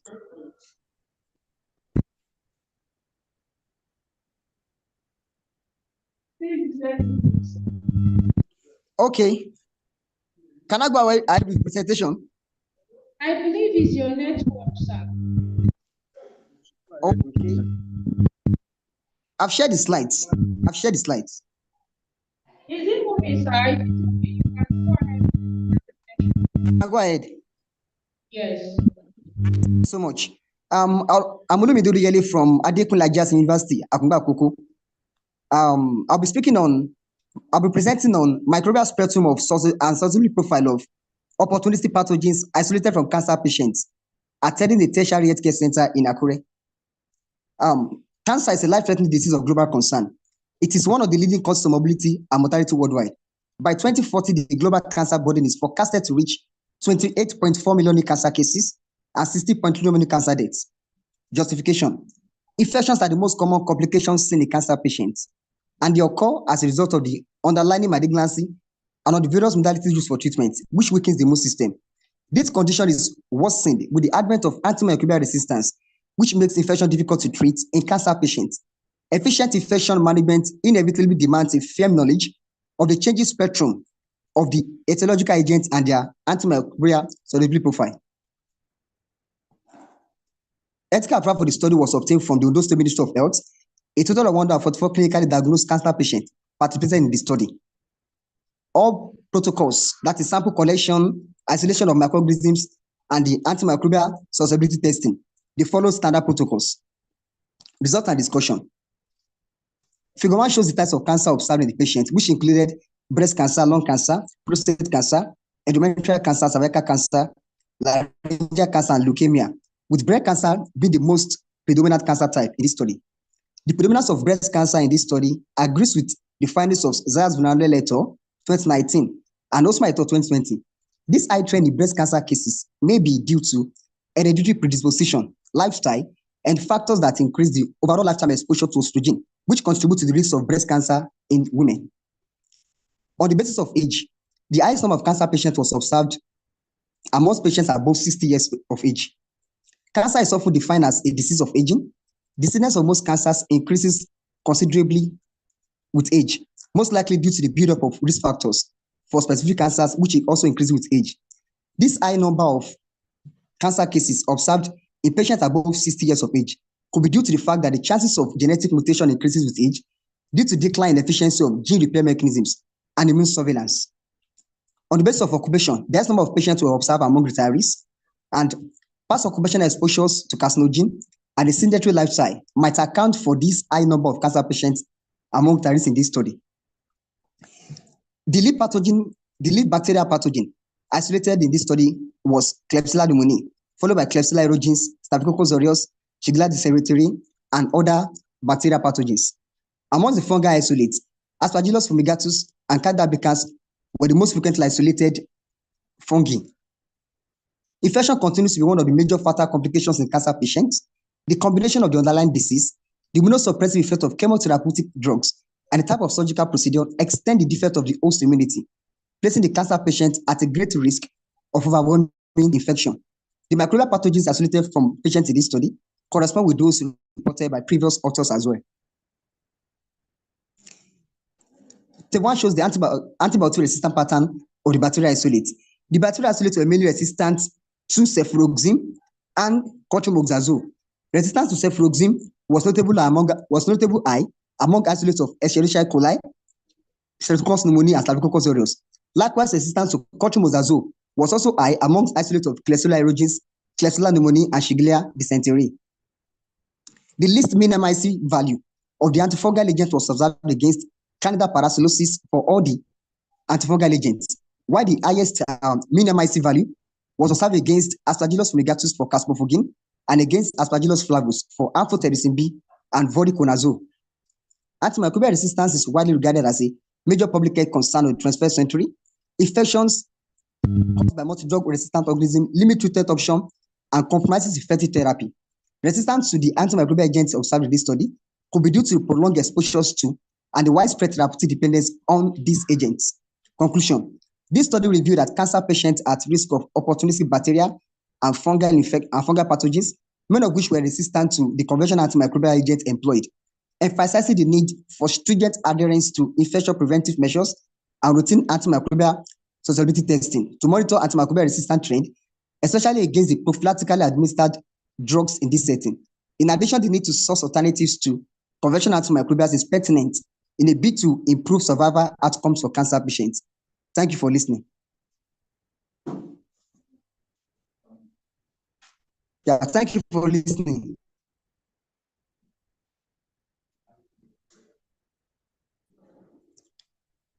Thank you for listening.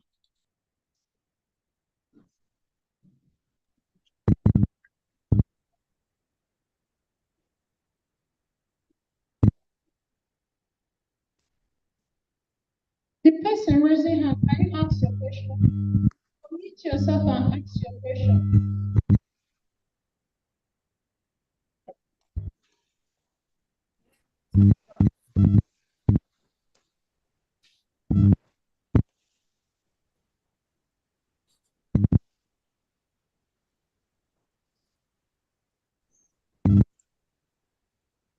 Are there questions for me, please?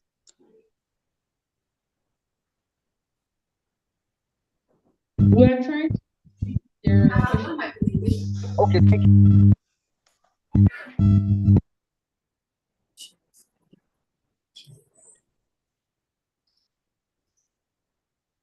If you are ready for your presentation, please drop your names in the chat box. Please drop your names in the chat box. Hello, good afternoon.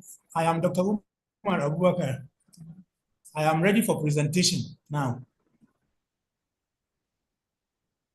Umar Abubakar from Federal University of Gusau. I am on the waiting for the presentation. I'm ready for presentation now. Please go ahead and share your slides. I've shared my slide.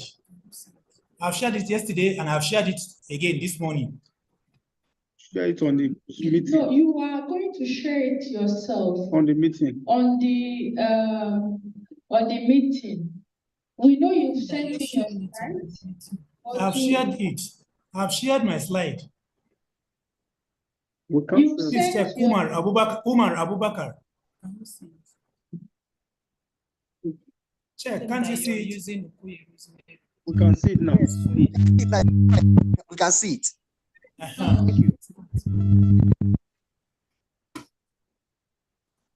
Good afternoon. Can I start? You can start, sir. Good afternoon, sir. All right. Good afternoon. Good afternoon, ma'am. Good afternoon, everybody. My name is Dr. Umar Abubakar from the Federal University, Gusau, Zamfara State. My topic is evaluation of the microbial quality of some herbal remedies sold in Gusau metropolis. Medicinal plants were the first line of treatment to man in times past, and even till today, traditional medicine practice remain an important part of the primary healthcare delivery system in most of the developing world.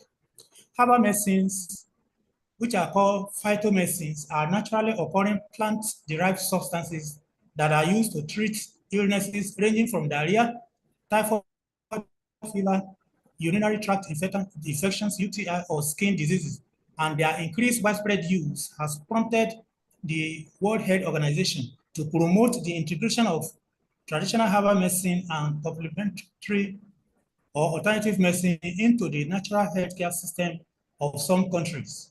Since herbal medicines are natural products from plants, they can be degraded by bacteria and fungi, especially molds.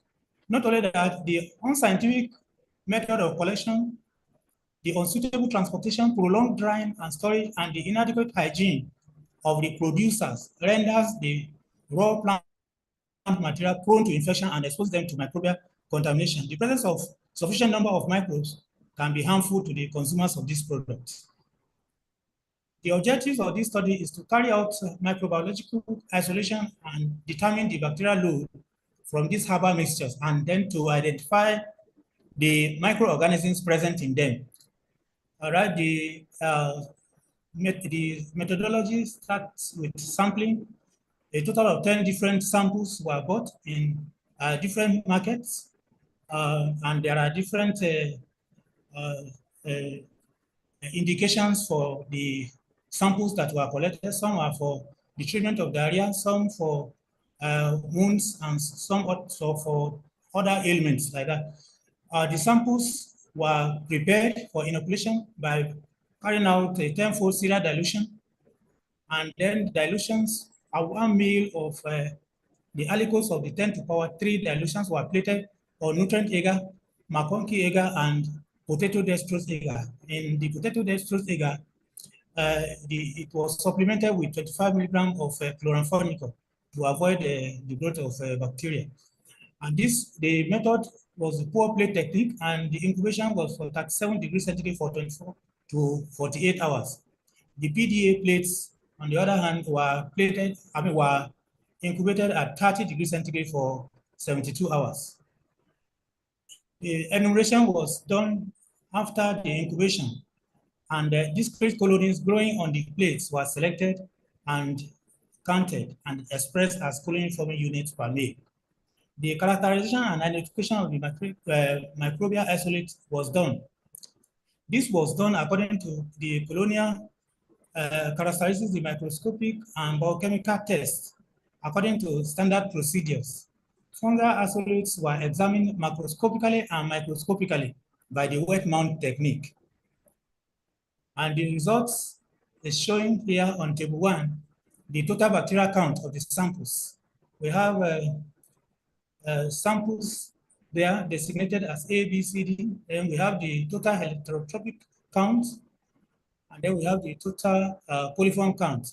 That of bacterial heterotrophic count range from 2.0 times 10 to the power 3 to as high as 11.8 times 10 raised to the power 3.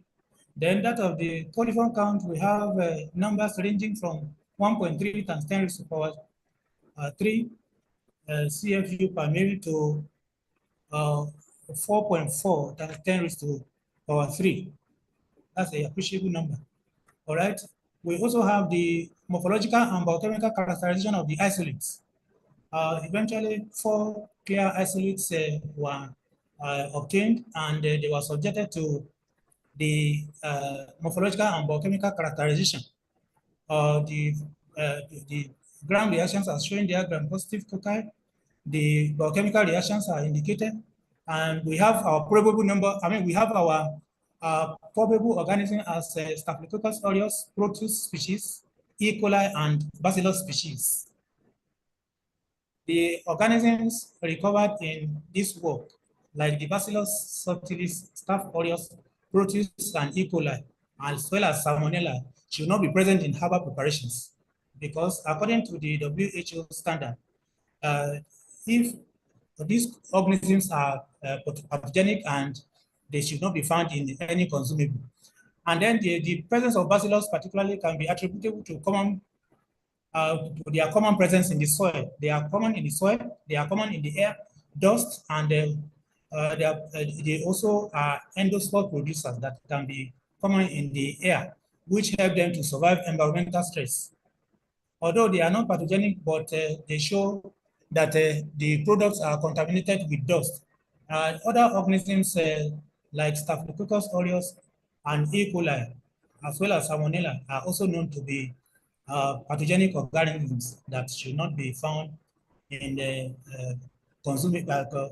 edible food materials, especially even for substances that can be regarded as a source of medication for human beings.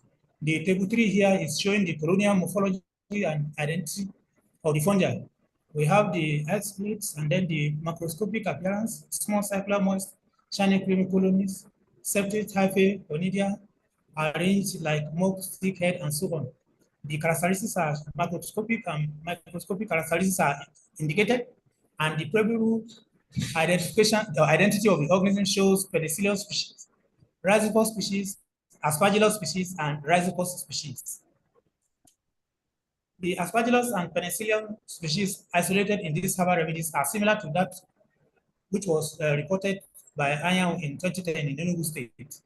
Fungi are capable of deterioration of raw materials used for the herbal preparations, thereby increasing the potency and decreasing the potency and efficacy of the microorganism. It is also known that fungal isolates like Aspergillus, Rhizopus, and penicillium as recovered in these preparations are very dangerous because they are capable of producing mycotoxins, which can be cancerous to human beings.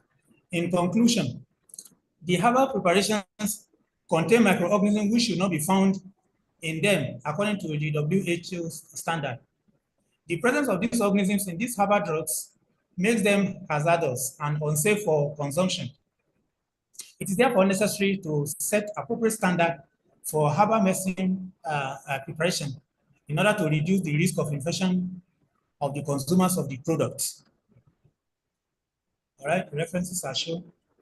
Thank you very much for listening. Thank you very much, Doc. We'll be waiting for questions. We have 2 minutes for questions. If you have questions, please just ask.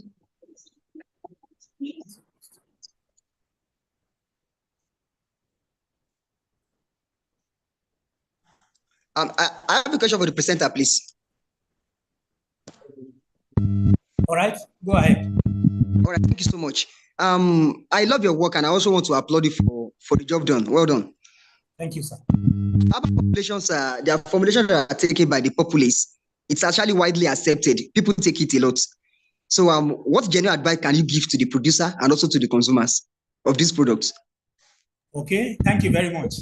As we have pointed out in the presentation, it has the organisms that were recovered from these products are actually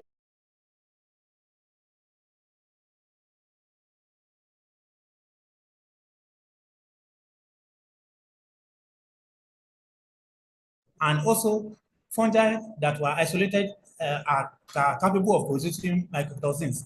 So the advice I will give is to advise that the producers of these herbal drugs should step up their game to try to sanitize these products carefully before they can prepare them, to try to put in more effort at creating a semblance of a hygienic environment. They should not just, if you see some of the places where these things are being prepared, they may just leave the herbal drugs to be lying on the ground, on surfaces and so on. Maybe if they can start employing hygiene to package the materials in nylons to create aseptic environment to prepare them, it will avoid the presence of this kind of pathogenic organism. And for the consumers, it is advisable that they should, as much as possible, when they buy this product, because of the presence of this contaminating microorganism, they may be infecting themselves even more from these products in an effort to get solution to even their own ailment that is worrying them before. So we can advise a mild pasteurization, okay, like heating the product to not more than 60 degrees centigrade for just a period of 3 minutes. That is not likely to hamper the quality of the solution, the drug, the preparations, and it will be able to eliminate particularly the fungi and the vegetative organisms, so that the consumers can be relatively safe from taking the products. Thank you very much. Yes, thank you so much for those comments, especially on hygiene. That's actually very important. But are there specific measures, like a microbiological techniques that can be applied by these producers? Maybe a filtration method, or like you said, pasteurization, a method that can actually be practical to apply. Are there, like a practical method? Why? Because this is actually their source of livelihood. So we can't actually tell them to stop producing it. No, we cannot tell them to stop producing it. The sampling I did it in the local market in Gusau here. It is, you know, these herbal preparations are being taken to a higher level now. There are some corporate organizations that are into all this herbal medicine and the production of bitters and so on. Those ones are relatively safer and they are more hygienic. Okay, but here the sampling that we did was with the local producers, the local Hausa producers that are not educated. They don't have any knowledge of microbiology. They don't have any knowledge of food hygiene. So and so they in their own case they just gather the product and then just put them in the containers and infuse. And just as you mentioned earlier in the course of your question, even here it is very well patronized. People take it a lot. It is probably because it is a cheaper method of getting a treatment from ailments, and they claim all sorts of remedies from eye infections to dysentery to wound healing and so on. So they sell a lot and the people patronize them a lot. So my coming to maybe microbiological techniques, these people may not be able to apply standard microbiological techniques because they are not microbiologists. But in any case, if like for want of the answer to the question, if any microbiological method is to be applied to this product, we can suggest that before the infusion and decoction of the product, they can wash the herbal samples like the tree or leafy collections. They can wash them thoroughly in clean water. Then they can also wash the containers. They can try to steam heat the containers and bring them out of boiling water and dry them before they now put the water. Then they should try as much as possible to they can filter the water that they will use in decocting the samples. They can filter the water, and then after the infusion, after the preparation, they may subject the container to a mild heat, or maybe like arrange them in some boiling container, and then put some little water and allow it to heat so that its steam can heat up the plastic containers and get rid of any possible microorganisms that might find its way into the preparations. I think with those methods, it will be able to reduce the level of contamination that may be in the final product. Thank you. Please, can I make a comment on that, please? Hello? Yes, go ahead. Yes. Those suggestions you have just made, they are okay, but it's usually not easy like that. They should wash this, do this, put sterile water. At the end of the day, remember that some of these microorganisms, they are still there. Because in our study, I've tried this several times and we see came down with one thing or the other. So medicinal plants, actually, they've come to stay. Herbal medicine has actually come to stay. The only thing we can do now is we should arrange how there's the NAFDAC monitoring bodies and all this. They can arrange training for them. We put up a kind of curriculum, put up a training module where they can come and then look into their microbial contamination. They look at how it can be reduced, and they look at how we can even store them, preserve them. Because if you notice, some of them, after staying for some time, they even have one kind of odor showing fermentation or deterioration. So those are the things, those are the organisms that are there. And besides, there are so many things. They mix this, mix that, mix that. And if you carry out certain tests, and some of the herbs, they antagonize each other. So those are the things where a lot need to be done, because medicinal plant is so important. The phytomedicine is so important. So it's better to look for a training, look for how we can do it. Because using water, we use water, we sterilize the water. But some of these organisms are still inside the plant. So I don't know. We've tried. Let's look for a method of doing it. In India and all these other places, some of the ones they bring into the country, they kind of use a kind of preservative within even the herbal world, and then something comes out of it. It's just my suggestion, because we are still undergoing the scientific evaluation of this herbal medicine. You have done a good work. Thank you. Thank you very much. Thank you. I agree completely with your suggestions. Thank you very much. Okay.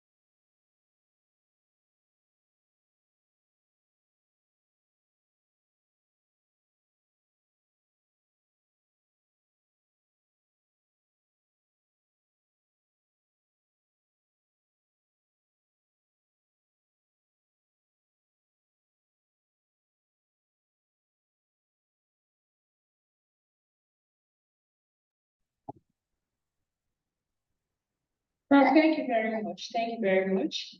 At this juncture, I believe is see you tomorrow. Thank you everyone for your wonderful participation. We'll be expecting to see you tomorrow. Thank you, moderator. We are grateful for your time. Thank you.